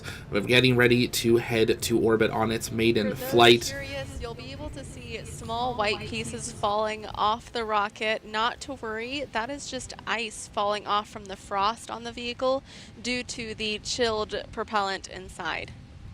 On the other view, you might have also seen a small flame to the far left of the view, and that is just the flare stack that's used to burn off any flammable gases from propellant loading and venting operations.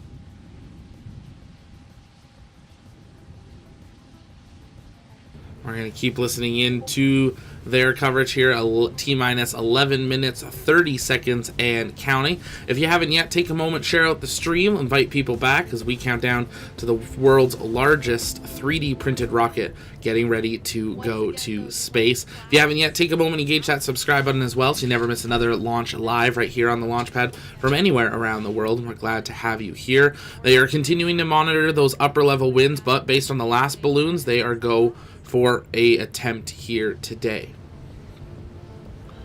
Listening on and off to the nets as we come into T-minus 11 minutes and counting.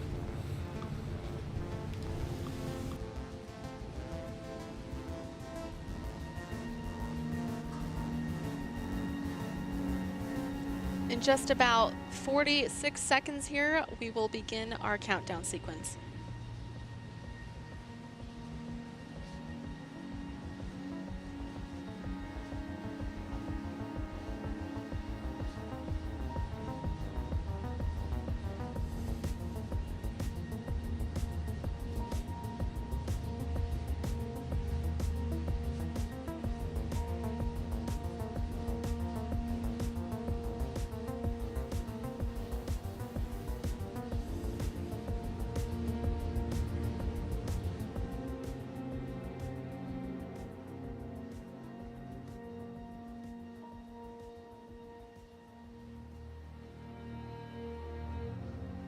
T-minus 10 minutes, countdown sequence has started.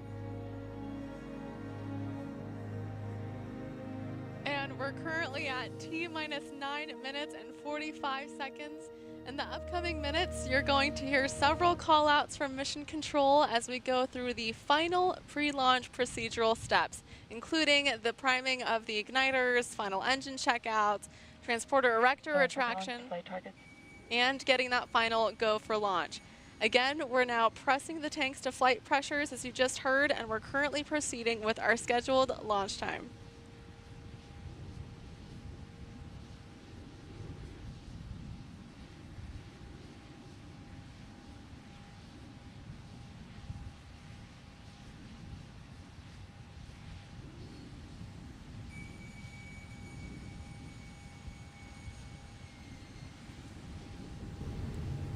T-minus 9 minutes.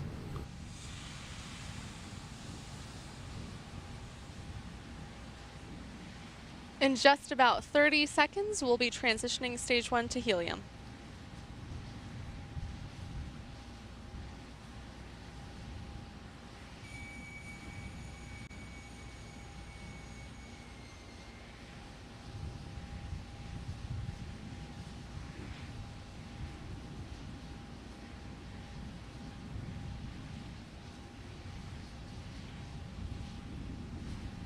And I'm receiving an update here. We just got the data from our latest weather balloon, and we are a go with upper level winds.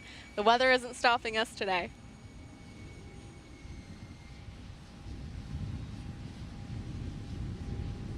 Stage 1 pneumatics have transitioned to helium.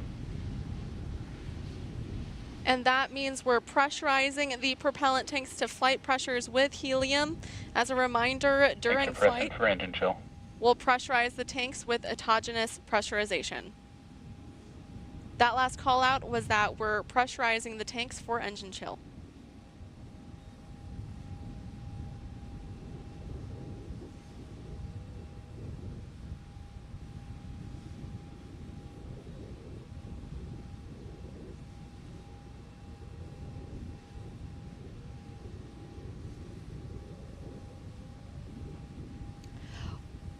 We're now getting into the business end of today's countdown. Let's take a moment to walk through the launch timeline.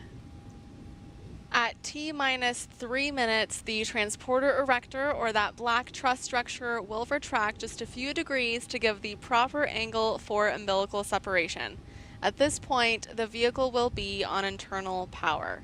Then at T-minus 70 seconds, the vehicle will go into terminal count. This is again when the vehicle's internal flight computer takes control of the countdown. And we then go into final flight termination checks To igniters and flight targets. and get FTS go from the launch conductor in coordination with the mission flight control officer and operations safety manager. At T-minus 6 seconds, we'll have ignition of those 9 beautiful 3D printed Aeon 1 engines, so you'll see the flames beneath the rocket at that point. And at T0, we will have liftoff. Shortly after that, at T plus 2 seconds, the strong back will throw back to assist in removing the umbilicals and clear the path for the vehicle to fly. At T plus 12 seconds, we'll begin our pitch over program, and at T plus 80 seconds is that important milestone of max Q, or the point of maximum dynamic pressure. This is again where the structural loads on the vehicle are the highest, making it one of the more challenging phases of flight. At approximately T plus 160 seconds, we will get to main engine cutoff, or MECO. This is when the stage 1 engines will shut off. This will be followed shortly by stage separation and ignition of the Aeon vacuum engine. Second stage will burn for a little under 5 minutes, and then at approximately T plus 463 seconds, we'll have second engine cutoff, or SECO. As a reminder, we do not have a fairing or any payload deployments for today's first launch. We'll go ahead and continue listening in on mission control.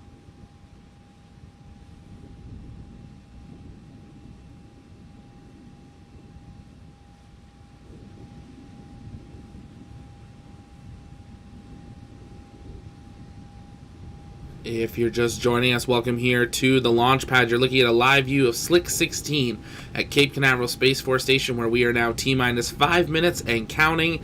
Engine chill well underway of Relativity Space's Terran 1 rocket, preparing for its maiden flight, the world's largest 3D orbital printed rocket going for its first flight, and hopefully the first methane-fueled rocket as well. We're currently priming the igniters with gaseous oxygen and gaseous hydrogen.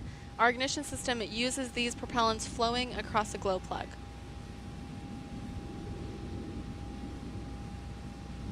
Continuing to listen into mission control as we get deep into the count. Stage 1 igniters priming in. Stage 2 igniters at final press. Now minus 4 minutes, 20 seconds and counting. As a reminder, GLHF is our maiden launch, so while a nominal flight would have Terran 1 reach orbit today, our primary goal is to learn as much as we can and demonstrate the product concept. A major milestone would be to have Terran 1 make it through max Q, the point of maximum dynamic pressure.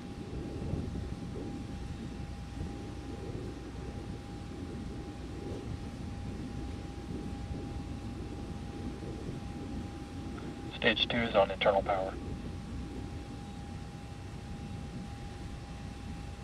And you'll now see those cradle arms are slowly starting to release stage 2 at the top there so that the strong back can retract.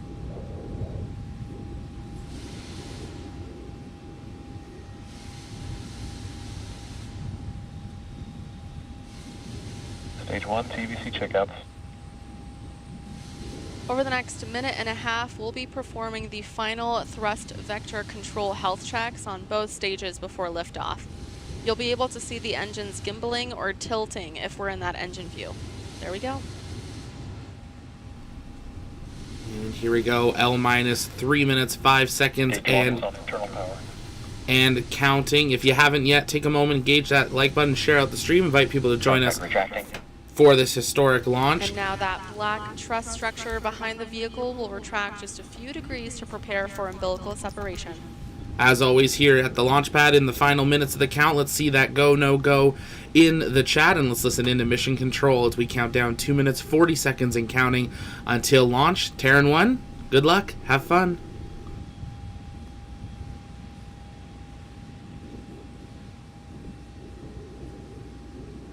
Stage 2 TVC checkouts.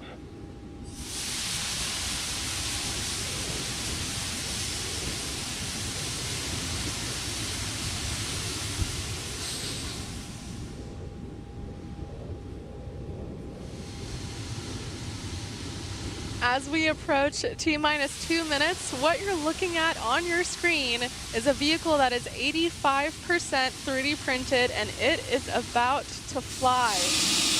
Next up, our range coordinator will ask the range for their final range status.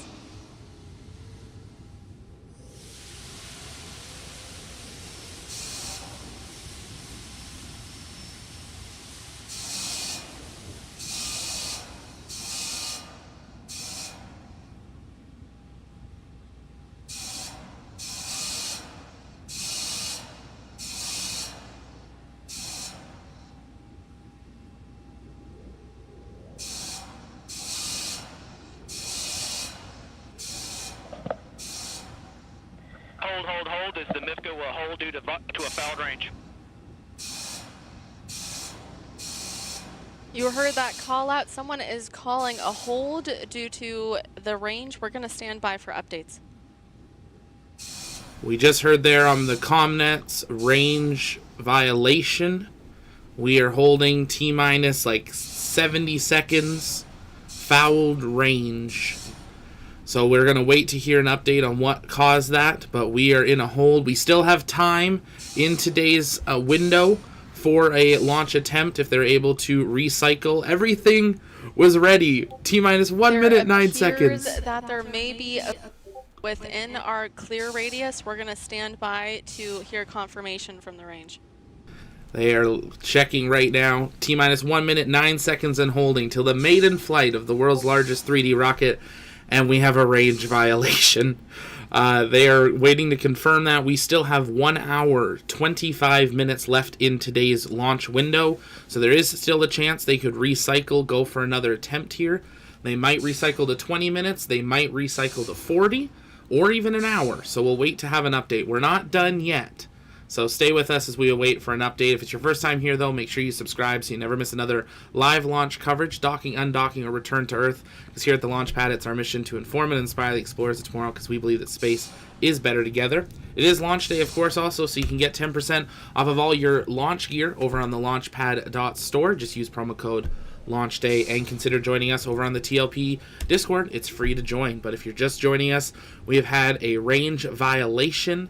T-minus 1 minute, 9 seconds and holding, waiting for confirmation. And I just got confirmation there is a boat in the range. We're going to stand by to see if they can clear the boat from our radius.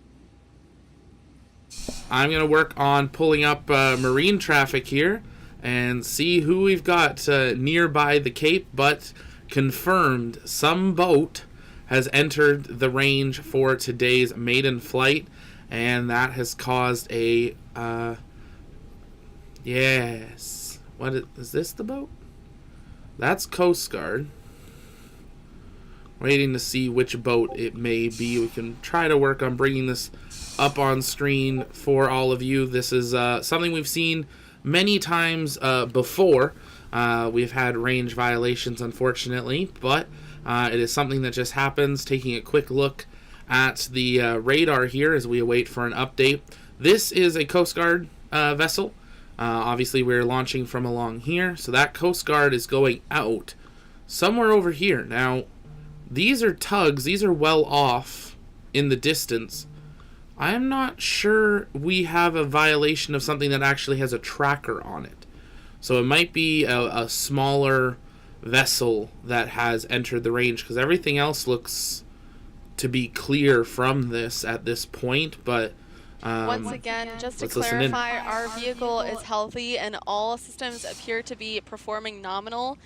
We just got to go for the weather for upper level winds, but unfortunately there is currently a boat in the range, so we're just awaiting confirmation to see if they can clear that boat in time and get it out of our radius.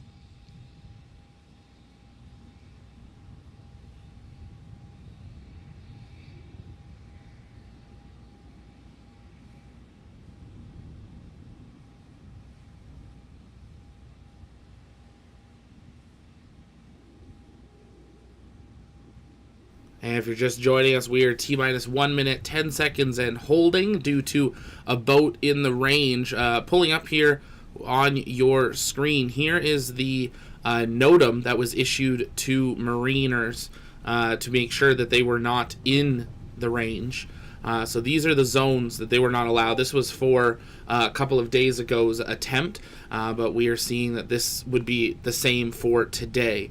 But ultimately right now, nothing showing up really clearly on the radar, but I would say that this Coast Guard vessel is the one that is out there actually going and looking to clear whatever that vessel that they've discovered is. We still have time in today's launch window, so don't head out anywhere just yet. They'll hopefully be able to recycle here rather quickly and go for another launch attempt, but currently they are sitting T-minus 1 minute, 10 seconds. Weather is go, and the rocket is go. But at this point, it is a range violation. You can see there that strong back, the claws. Let's listen. We got a hold called prior to terminal count. Hold gating items have been cleared. We are adjusting for a new T0 time. We'll hold the clock for terminal count until we pick up the count.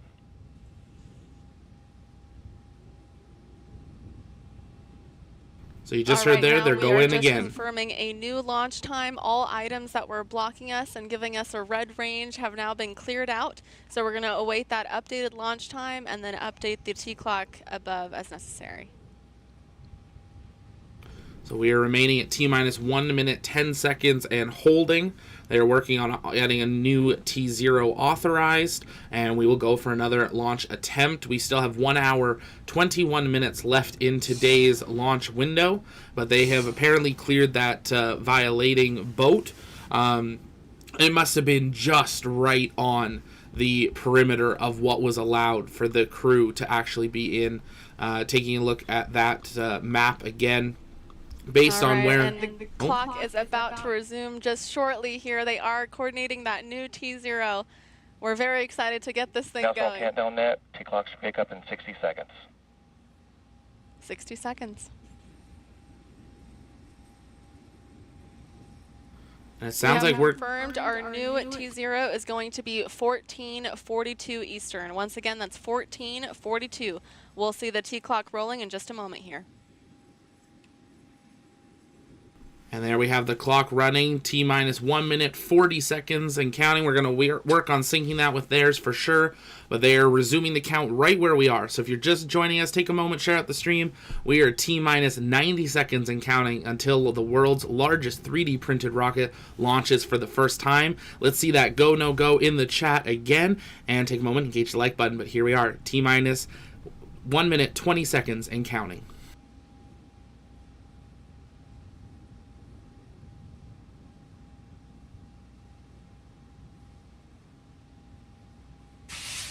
T-clock's rolling. Terminal count. Talon, close out. Flight computer and countdown. T-minus 60. GCU with the count.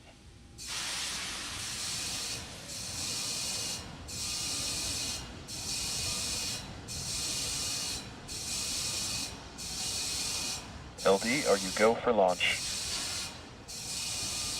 LD is go for launch. And we just got that final go for launch from our launch director.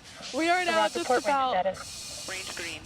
Range is green. We're now about 30 seconds away from the moment that we've all worked so hard for our first launch. We've had a lot of fun with you, Terran 1. Good luck. And here we go.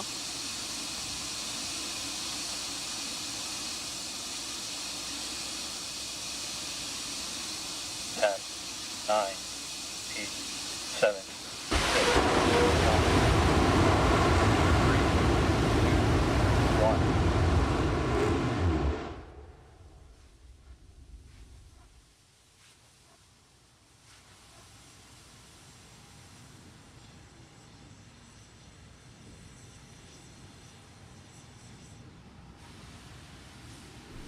We have had a launch abort, T-minus 0, ignition, and launch abort. We had ignition of our engines, but the T-clock did hold at T0. We're going to stand by for updates. Welcome to the emotional roller coaster of the maiden flight of Terran 1 from Relativity Space. We will wait to hear an update on the vehicle. Speculating here, we had ignition. I do not expect us to recycle at this point, but we'll wait for confirmation on why. But if you're just joining us, T-minus 0, we had ignition, and then we had scrub. They are now looking at what's going on, seeing what happened. They had an abort right at T0. I see people in the chat, rocketry is hard. You're absolutely right. So we're going to continue listening into Mission Control here for an update on what happened. This is their first maiden flight, so this is normal to see. It does not normally get off the pad in the first attempt, and they want to make sure something's right. These are smart rockets as well, so they have things that do auto-sequence shutoffs as well, because they can respond faster than people. But if you're just joining us, abort called, well, not even called, just aborted, at T0 of the maiden flight of Terran 1 from Relativity Space, awaiting an update. If you haven't yet, take a moment, engage that subscribe button so you never miss another live launch coverage, docking, undocking, or return to Earth. because here at TLP, we believe that space is better together, and we're glad to have you here. If you guys have questions while we wait for an update, send those in the chat by tagging us at the launch pad, and we'll work on answering those to the best of our ability as we await an update from Mission Control. Still looking at a live view there. Keep an eye on that strong back and what happens with it. If we see that claw start to close, it's a good sign we're going to be in a longer recycle or ultimately a scrub, but we'll wait to have an update there. You can see that venting. Range was go. Weather was go. Rocket was go. And we had that abort right after T0. So we'll wait to see what updates we hear from Mission Control. See some people asking about Crew 5. We are tracking Crew 5 on their return to Earth. Deorbit burn now just under 5.5 hours away. We hope you'll join us for that live tonight. We do have our Dragon tracker up and running right now if you want to track the ISS and see some views from station as we wait for Crew 5 to return back home after 6 months. Holiday asking, what's the white stuff falling off the rocket? That is ice because of the cryogenic fuels on board. Causes ice with the condensation, so with the vibrations of the rocket, it naturally Mission flakes. Control that we're currently assessing vehicle health to confirm if we can do a recycle today and try this thing one more time. So they're looking to see if we can go again. We have 1 hour, 15 minutes left in today's launch window, so it is not done. So stay with us on this roller coaster of Terran 1 as we await to see if they can recycle for one more attempt. You can see that strong back is closed around Terran 1, so this is going to be more than just a couple of minutes delay. We are going to reset the clock back and go through some count. If they do recycle, I'd expect to see that either the 20 or the 40 minute mark. So we'll wait to see how things continue here today. But if you're just joining us, you're looking at a live view of Slick 16, where we have had a launch abort at T0 at engine ignition. Teams are inspecting the vehicle's data to see how the vehicle health is, to see if we have another attempt. Right now, range is go, weather remains go, as we continue through the count. 1 hour, 14 minutes left in today's launch window. So stay with us right here as we await an update from Launch Control.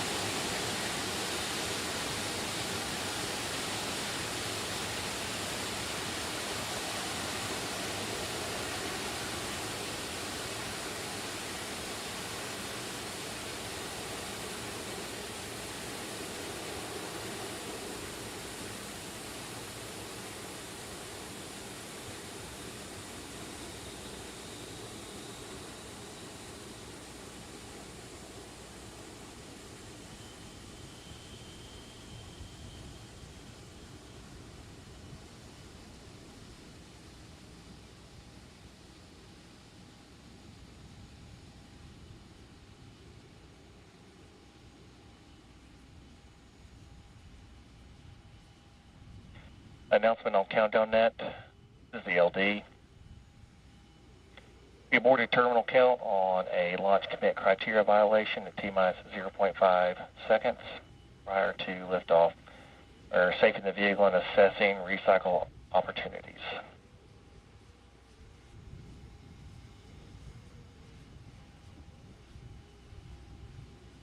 As you heard, once again, we had a violation with our launch commit criteria, which is why we had an abort shortly before liftoff. The team is continuing to assess vehicle health to confirm if we can have a recycle today.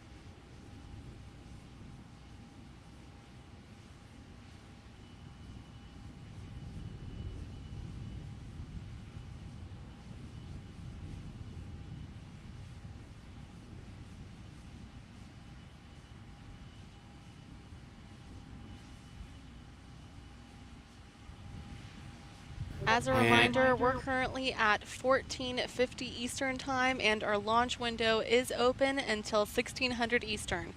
So our teams are currently assessing any recycle opportunities that we have during this time.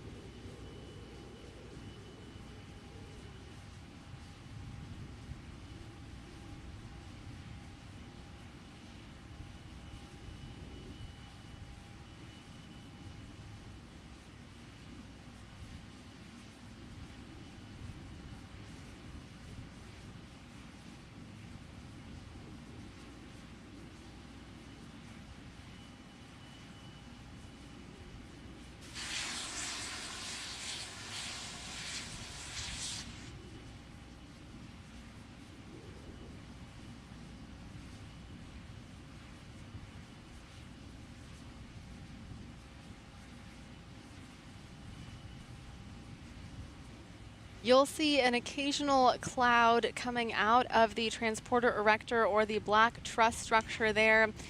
That is just because we're creeping our propellant topped in case we can reattempt a launch before the end of the window today at 4 p.m. Eastern.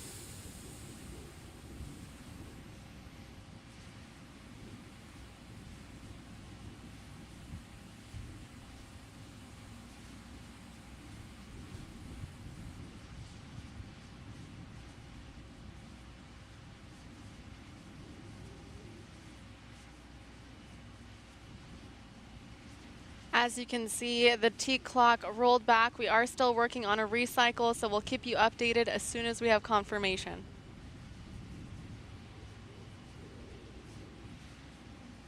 And if you're just joining us, welcome here. You're looking at a live view of Slick 16 at Cape Canaveral Space Force Station in Florida. The teams have rolled the clock back to T-minus 45 minutes. We're waiting for an update from the launch director on what that new T0 will be and when that clock will begin running. Once we do that, we will update our clock as well as they go for another attempt. They have 65 minutes left in today's launch window. So they're going to be running tight to get another attempt here, and hopefully we will see another successful launch attempt where we actually ignite and lift off the pad this time. But as we continue waiting for that update, if you haven't yet, take a moment, consider joining us over on the TLP Discord. It's free to join. The link there in the chat. Also, make sure you subscribe so you never miss another live launch coverage, docking, undocking, or return to Earth, not only of the United States, but from around the world. We cover China's crew launches, Russia's crew and cargo to the ISS, and then we cover all of the UK and Europe and New Zealand, Australia, and India, all right here on TLP. While we wait for an update, you can send in questions in the chat by tagging us at the launch pad, and we'll work on answering those live throughout today's stream as we await for that update. But stay with us right here on the launch pad as we count down to the maiden flight of Relativity Space's Terran 1 rocket, awaiting an update from Launch Control on the next T0. Stay with us.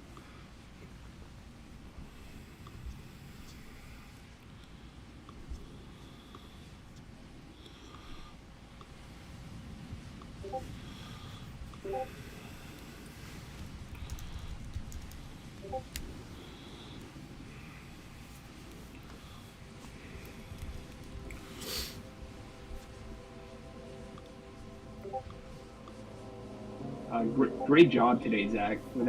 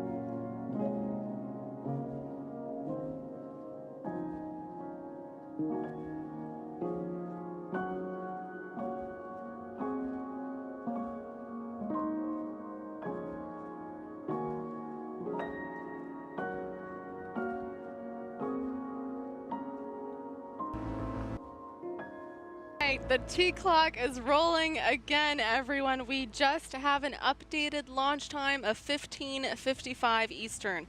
Once again, 15:55 Eastern in just under 44 minutes. We're going to keep going.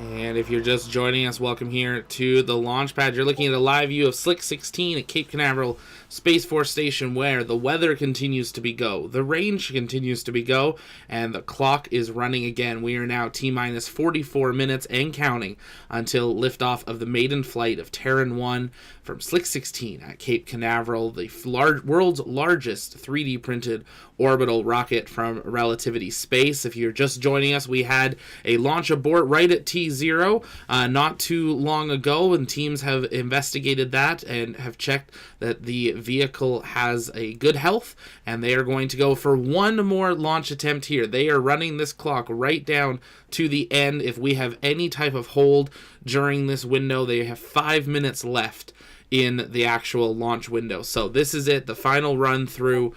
So we'll be staying live through that. If it's your first time here, though, welcome. Thank you for joining us for our live launch coverage of Good Luck, Have Fun, Relativity Space's Terran 1 maiden flight. If you haven't yet, take a moment, engage the subscribe button so you never miss another live launch coverage, docking, undocking, or return to Earth. We'd be glad to have you as part of our TLP community because we believe that space is better together, and we're going to do this one more time. So stay with us as we count down T-minus 43 minutes and counting until hopefully liftoff of Terran 1. Stay with us.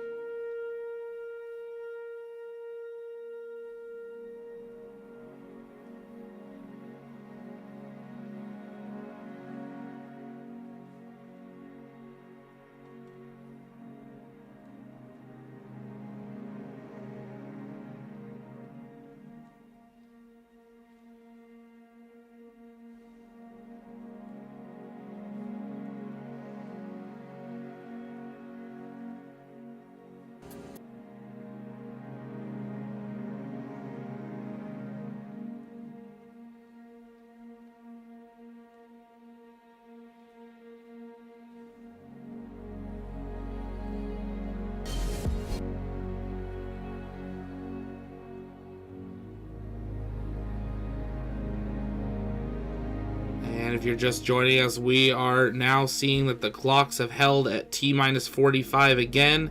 We are waiting for an update from launch control on the status of today's count. But again, if you're just joining us, they are back into a hold.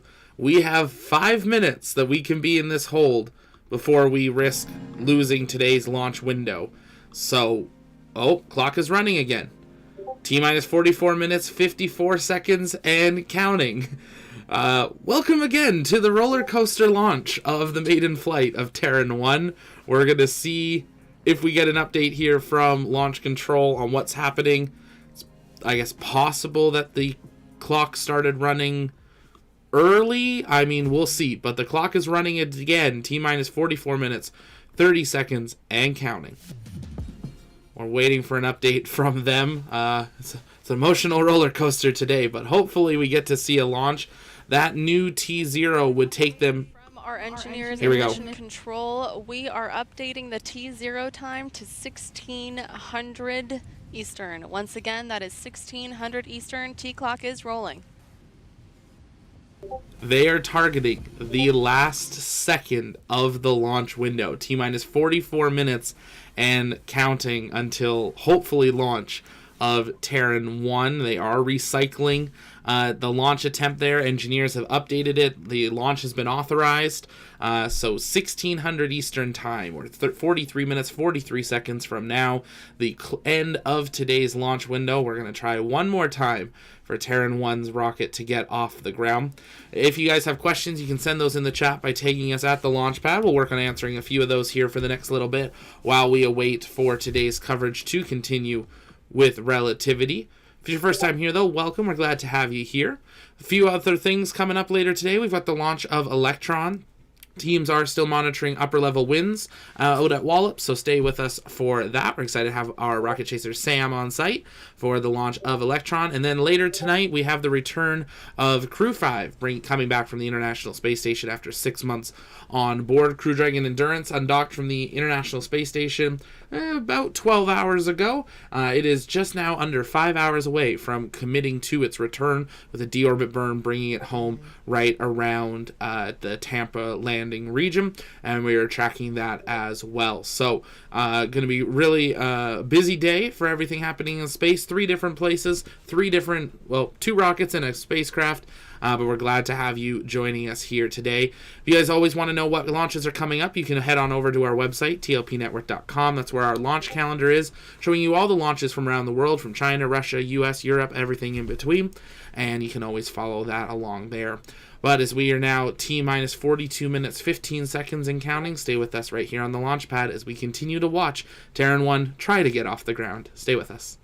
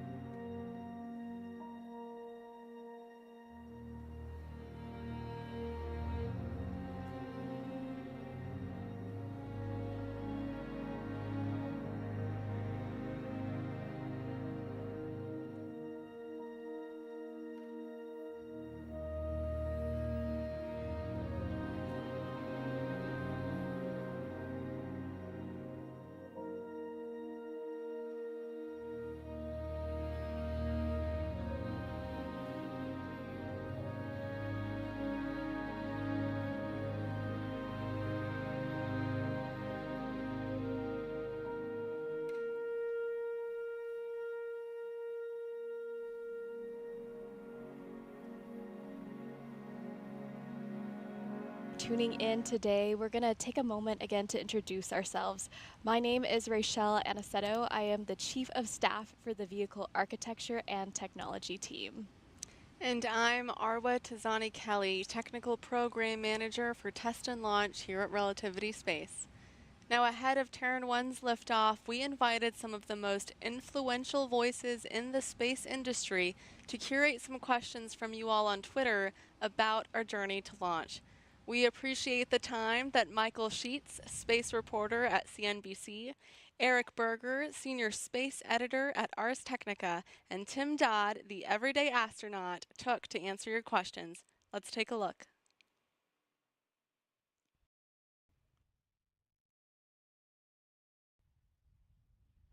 This question comes off of Twitter from Danny Stover. Many launch companies fail their first attempt. Will Terran 1 reach the same fate? What makes Relativity's approach different? I want to hear, Michael, what do you have for that one? Many companies failing their first launch attempt is, I think, a great example of the high risk aspect of the development process. And I think that's one thing a lot of people need to keep in mind is there's along the way to development, even before launch, there's all these milestones that you're trying to get through, including, as we've seen recently, static fire. So you pass those milestones, you get more data. As you move closer and closer, the end goal is, can we not just get into space, not just get into orbit, but deliver into the targeted orbit, get to the place we want to actually be? And I think a nice analogy of it is like ordering an Uber. You want an Uber that's going to get you the closest to your destination, ideally your front door. But if your Uber is dropping you off, a couple miles away, you're probably not going to continue, using the app anymore because you're going to try to go with a competitor who's actually getting into that ideal orbit. So will it make its first attempt is that open question. And I think I really want to stress the development side of where the company is, because people see failure at kind of any stage and they go, oh, this is a wash. But it's really important to understand that ultimate goal of an intentional specific orbit. I'll answer the question a little bit more bluntly. I do think Relativity probably will fail on their first launch attempt. If you look back at no new space company has ever reached orbit on their first flight attempt. You had Rocket Lab fail, SpaceX failed on their first attempt, Virgin Orbit failed, Firefly failed, ABL failed. And so, it's the odds are against them, and more credit to them if they succeed. And I also think that the 3D printed nature of the structure is a big test. Are you going to be able to see that get through max Q? And then there's some more complex elements on the Terran 1 rocket that you might see in a more traditionally developed launch vehicle. And so I think seeing a nominal first stage performance would be a pretty big win for Relativity. And I'd love to see them get to orbit on their first time out. I just think historically the odds are pretty long against it. Yeah, I'm definitely with Eric there. I realized just recently that, the Pegasus, when it first launched, was one of the only rockets to successfully make it to orbit on its first launch. So, that was definitely not by any means considered new space by today's standards. But realistically, like Eric said, the odds of being completely successful on the first round is statistically about zero. So I'm just excited to see if they can get through the first big milestone. If they can, make it through max Q, if they can see stage separation. Each staging event is definitely one of those big unknowns until you do it for the first time. Can you light your upper stage engine? Can you, deploy your fairing? Can you eventually, if you get to deploying a spacecraft from, on orbit, that's the ultimate milestone, of course. But yeah, there's a lot of things between there and leaving the ground. So yeah, time will tell. I mean, I think only of the companies that we talked about outside of Pegasus, and that was Orbital Sciences, and of course that was a solid fueled rocket, and most of which was not developed in-house like the commercial space companies of today. But of the companies we talked about, only Rocket Lab got to like a second stage engine ignition and flight, right, on their first mission. Yeah, 21st century wise, that's definitely true. And I think another way to tackle this question is defining failure, because when you talk about many companies fail their first attempt, you need to understand the multi-step process of a rocket launch. And I think that's another important aspect where depending on how far they get towards their ultimate goal, will categorize whether this is a learning experience from a failure standpoint or this has a lot more to build upon. And every step that they complete during the launch is another check mark towards success. Yeah, absolutely. This next question comes from Hantronics. With the capability of 3D rocket printing, will we see a day when rocket engines are a part of the ship structure such that their major components won't need to be removed, inspected, or replaced after every launch? I don't remove my engine in the car every 1,000 miles. I think there's always going to need to be some kind of repairability and separateness of the components of the structure of the vehicle and the engines. I mean, there's just an inherent, physical moving parts. You have bearings, you have valves, you have components that just would need to be expected on any vehicle, inspected on any vehicle. And if you completely integrate that into the structure to the point of not being able to remove and service it, you just really, you really limit yourself. Now, if you're talking about an expendable launch vehicle, there is the potential that integrating it could actually add potentially some reliability or simplicity or mass saving. So it depends on your overall goal. If you're talking about a reusable vehicle that you're flying over and over and over, completely integrating it to the point of not being able to even remove and service it is probably not the best idea, in my opinion. I would just say that, this is an impossible question to answer now because we have to see if 3D printed rockets are capable of flying. And that's the great thing. What I love about the launch industry today is you've got all these companies trying different things, right? You've got ABL out there trying to basically build a miniature Falcon 9 as simple as possible, a modular approach, ship it and shoot it from a launch pad. You have, Virgin Orbit trying air launch. You had Astra trying to build the cheapest, perhaps less reliable rocket, and you got Relativity doing additive manufacturing. And so it's great to see all of these different approaches because we're going to try them all out, and it takes a real world test, I think, to get the right answer ultimately. I'll do this one. This one comes from Kyle A. Mabe asking, what other markets in the space sector or beyond do you see Stargate technology being applied in? I kind of mentioned it earlier. I would love to see, large scale additive manufacturing be used for, automobile prototyping, race car prototyping, especially. Oh my God, like the Formula One world where every year the cars have new restrictions and new rules and a new, set of rules to have to engineer by. Being able to at scale develop stuff with a 3D printer makes all the sense in the world. So I think that's a pretty no-brainer would be the automotive industry. I think there certainly are potential other market use cases, but additive manufacturing, obviously predated Relativity, and they're trying to apply it in this really significant way with such enormous structures. And I think that's the fascinating aspect is you try out the technology behind the rocket in such a extreme use case where then other sectors can look, where can we apply this? Where can we iterate faster by implementing printing these as solid entire structures as opposed to different pieces that you put into whether it's for shipping or other large industrial components. You can see the kind of downstream effects of basically a demonstration of, hey, we can build a rocket with this type of technology. What else can't we build? I think Michael's exactly right. There's been talk about Relativity since it was almost since it was founded. Is this a launch company or is this a 3D printing company? I think, that once they sort of wrap their hands around spaceflight, they're going to be taking this technology into other areas. And we don't really know what those are. It'd be interesting to find out. Just for me personally, one of the big issues that we've seen in this country and around the world has been housing issues. And so I don't know if 3D printing these large structures could be applied to housing units or things like that. But it's going to be fun to find out where this technology goes.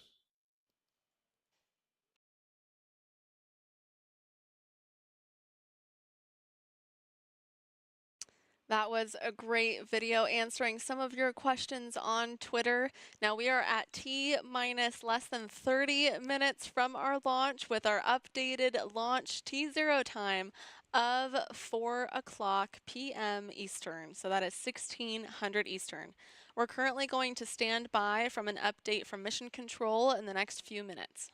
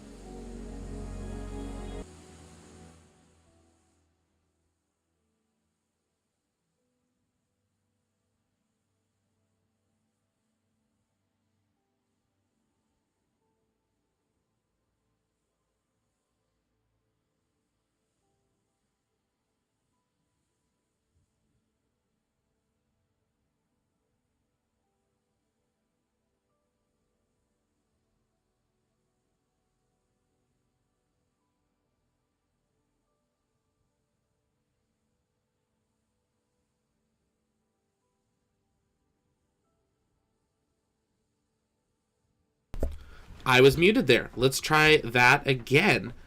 Well, hello everyone. We are T-minus 30 minutes, 50 seconds and counting, and you're looking at a live view of Slick 16 at Cape Canaveral Space Force Station in Florida, where we are counting down to a now instantaneous launch window for Relativity Space's maiden flight of their 3D printed rocket, Terran 1. If you're just joining us, welcome here. It's been a roller coaster of excitement today getting through today's launch window. It was a 3-hour launch window.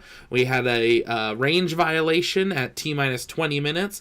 We recycled. We got all the way down to T0. We had ignition and launch abort, and now we are going for one last attempt in today's window, targeting the very last second of the window, 23 minutes, 10 seconds, and counting from now.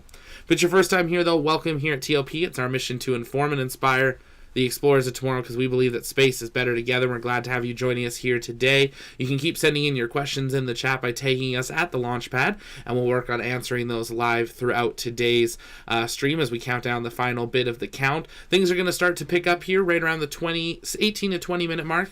That's where we have the go, no go for going into that final count, and then things will really start to pick up as we hopefully get to see Terran 1 fly for the first time here today. An update on counting down to the launch of Electron. Rocket Lab has officially standed down due to upper level winds for today's flight from Wallops. So stay tuned to our social media for an update on that, and we'll of course bring you live coverage on that new scheduled day. Crew 5 is also still on their way home.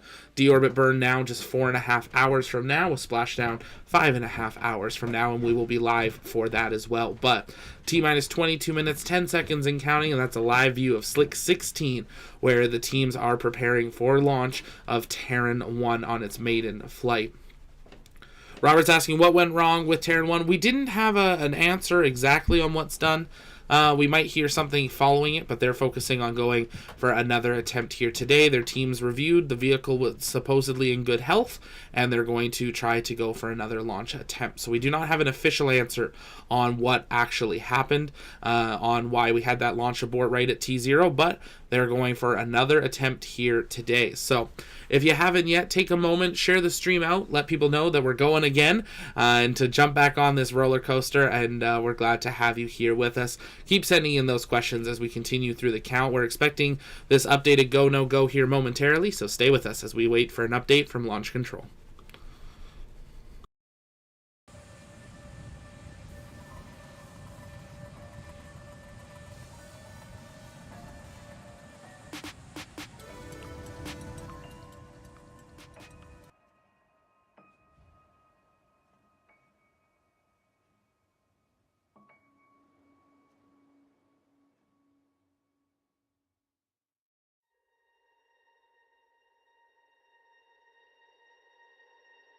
Some great live views there. First inside launch control, now at the base of the rocket with those 9 engines.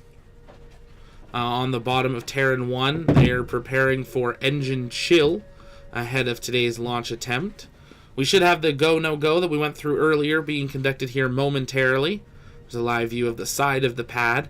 Gives you a great idea for scale. You can see kind of some stairs on there, and those guardrails designed for humans. So it gives you a great size comparison of actually the scale of this rocket. You can keep sending those questions in the chat. Weather remaining looking like it will be go. They are continuing to monitor the upper level winds, and the range should be still clear as well.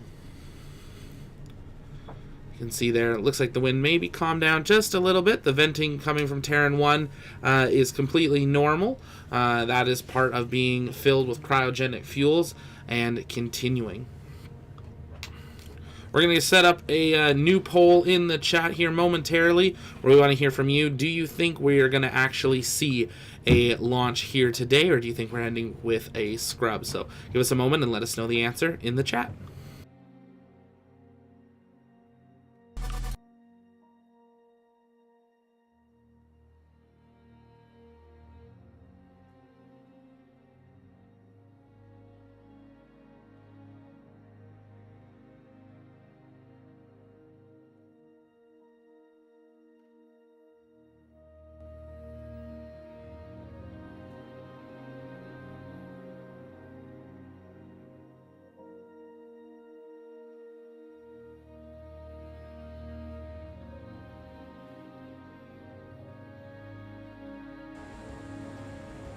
The go, no-go polling from Mission Control is coming up here in just a couple of minutes, around T minus 16 minutes. We're going to stand by and continue listening in, awaiting that poll.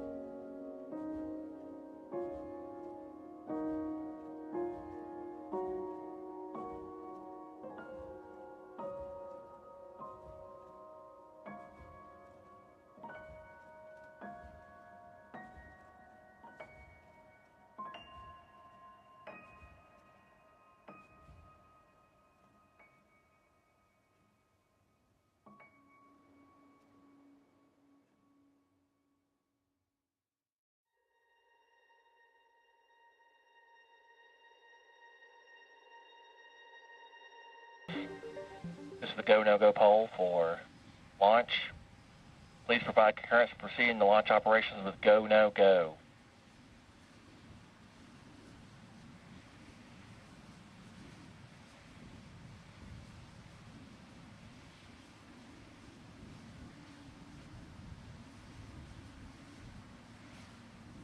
GC go.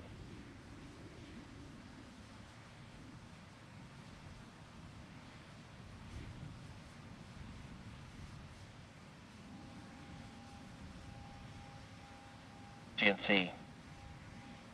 Flight software. Prop 1. Prop 2. Fluids 1. Fluids 2.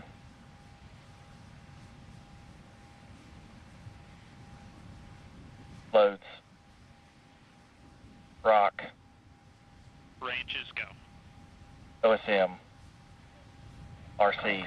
RC go. Vehicle. CE. LC. LC go. All parties report go for launch countdown. All right, our team is being relentless here. We are not giving up, and we're going to give this one more shot with an instantaneous window at 1400 Eastern. As you heard, all parties have reported they are go for launch. And just a reminder, 1600 for that launch. And as we continue to wait, let's remind you what we have inside of our nose cone. So we don't have a customer payload on board, but we do have our special memento, which is our first ever 3D printed piece from our Stargate printer. As we mentioned before, it was a failed print, but this is just special for us as we get to this moment. As a reminder, that piece is about 6.5 inches in diameter and weighs about 3 pounds, and it is our first completed circular test article for which we used our first generation aluminum alloy. Since then, we added a machined centerpiece with GLHF and our mitosis logo to commemorate this maiden launch. We'll go ahead and tune back in to mission control and wait as we get closer and closer to launch.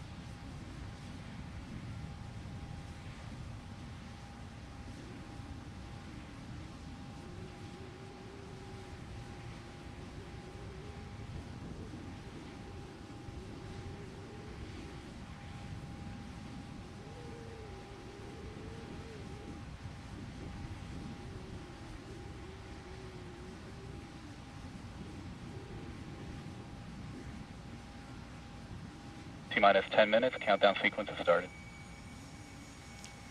And you heard that call out. We're currently at under T-minus 10 minutes. And in the upcoming minutes, once again, you're going to hear several call outs from Mission Control as we go through the final pre-launch procedural steps, including priming of the igniters, final engine checkouts, transporter erection retraction, and getting that final go for launch for this attempt. Again, we're now pressing the tanks Going to flight targets. to flight pressures, as you just heard, and we're currently proceeding with our time of 1600 Eastern. This will be our last attempt for today, and it is an instantaneous launch window.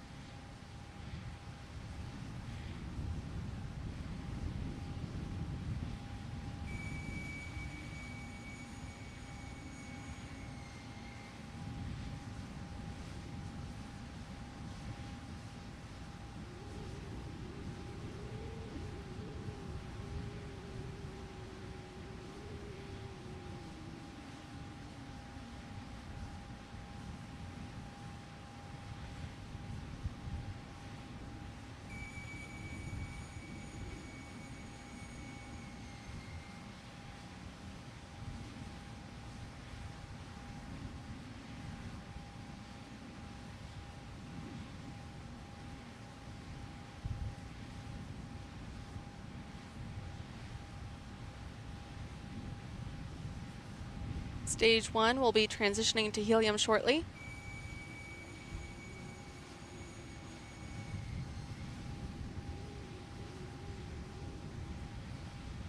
Stage 1 pneumatics have transitioned to helium.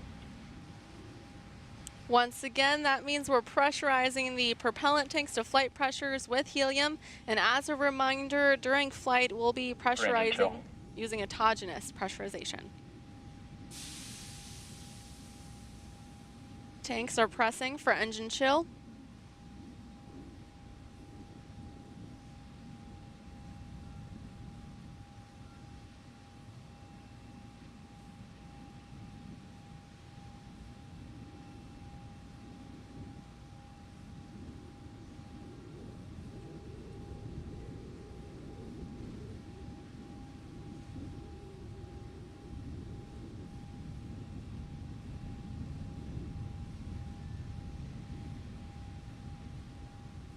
Since we're getting into the business end, let's remind you about our launch timeline. Arwa, take it away. So again, at T-minus 3 minutes, the transporter erector or the black truss structure behind the vehicle is going to retract just a few degrees to give the proper angle for umbilical separation. At this point, the vehicle will of course be on internal power. At T-minus 70 seconds, Stage 2 igniters and flight targets. the vehicle will go into terminal count, and this is again when the vehicle's internal flight computer takes control of the countdown. We'll then go into flight termination checks and get FTS go from the launch conductor in coordination with the mission flight control officer and operations safety manager. At T-minus 6, we're gonna see that ignition one more time of those 9 Aeon 1 engines. So you'll see the flames, the blue fire, I should say, beneath the rocket. Stage 2 igniters priming in. And at T0, we'll have liftoff. At T plus 2 seconds, the strong back is going to throw back to remove the umbilicals and clear the path for the vehicle to fly. At T plus 12 seconds, we'll begin our pitch over program. And then at T plus 80 seconds, we're going to reach max Q, or the point of maximum dynamic pressure. This is again where the structural loads on the vehicle are the highest, making it one of the more challenging phases of flight.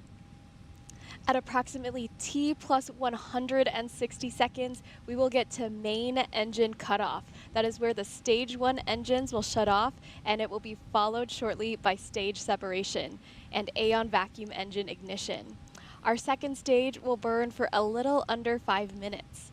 Then at approximately T plus 463 seconds, we'll get to second engine cutoff when that Aeon vacuum engine will shut off. And as a reminder, we do not have a fairing or any payload deployments for today's first launch. With that, we'll go ahead and sit back and listen back to Mission Control.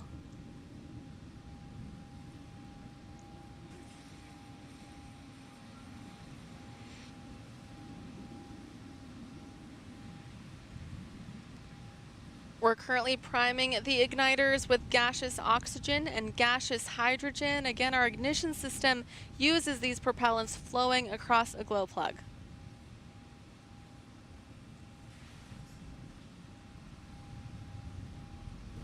And if you're just joining us, welcome here to the launch pad. You're looking at a live view of Slick 16 at Cape Canaveral Space Force Station, where Relativity Space is preparing to launch the world's largest 3D printed orbital rocket. We are counting down now. You can see engine chill there well underway as we are now L-4 minutes, 20 seconds and counting. If you haven't yet, take a moment, share out the stream. We're on this emotional roller coaster to launch again, and we're going to get one last attempt here before today's launch window expires. So we hope that it goes well. As always, here at TLP, we bring you full coverage of all the rockets from around the world, so make sure you subscribe so you never miss another one of them live.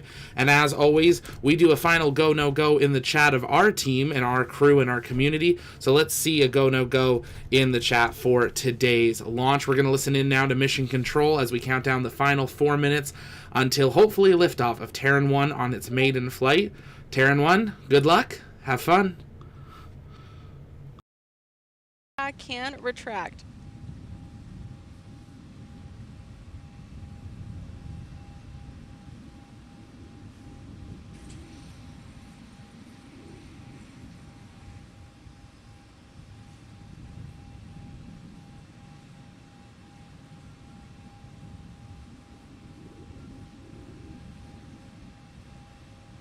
And you can see the engines gimbaling there. We're performing the final thrust vector control health checks on both stages right before liftoff. You can see stage one is on internal power. Engines there.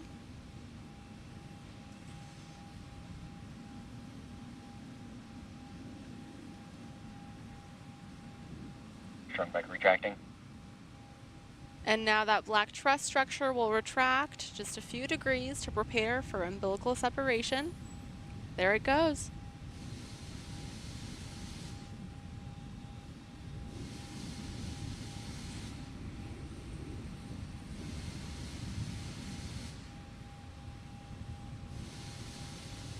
Stage 2 TVC checkout.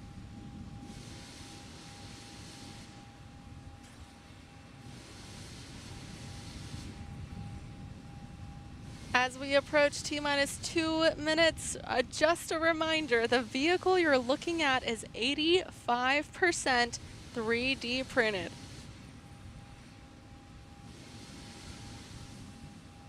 Those white clouds you see coming out of the rocket are due to the venting of the chilled gas from the vehicle into the humid air that we have here in Florida. That's why it condenses into vapor and it looks like clouds that are floating out. You'll also see the flare stack on the bottom right there. That is just used to vent out flammable gases.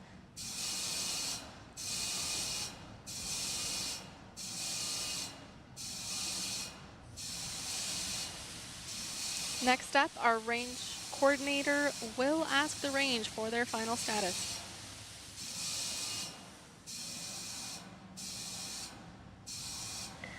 Rock, report range status. Range green. We got confirmation. Range is green for launch.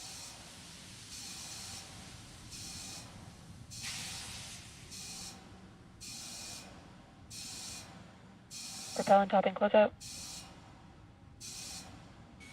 Flight computer and countdown.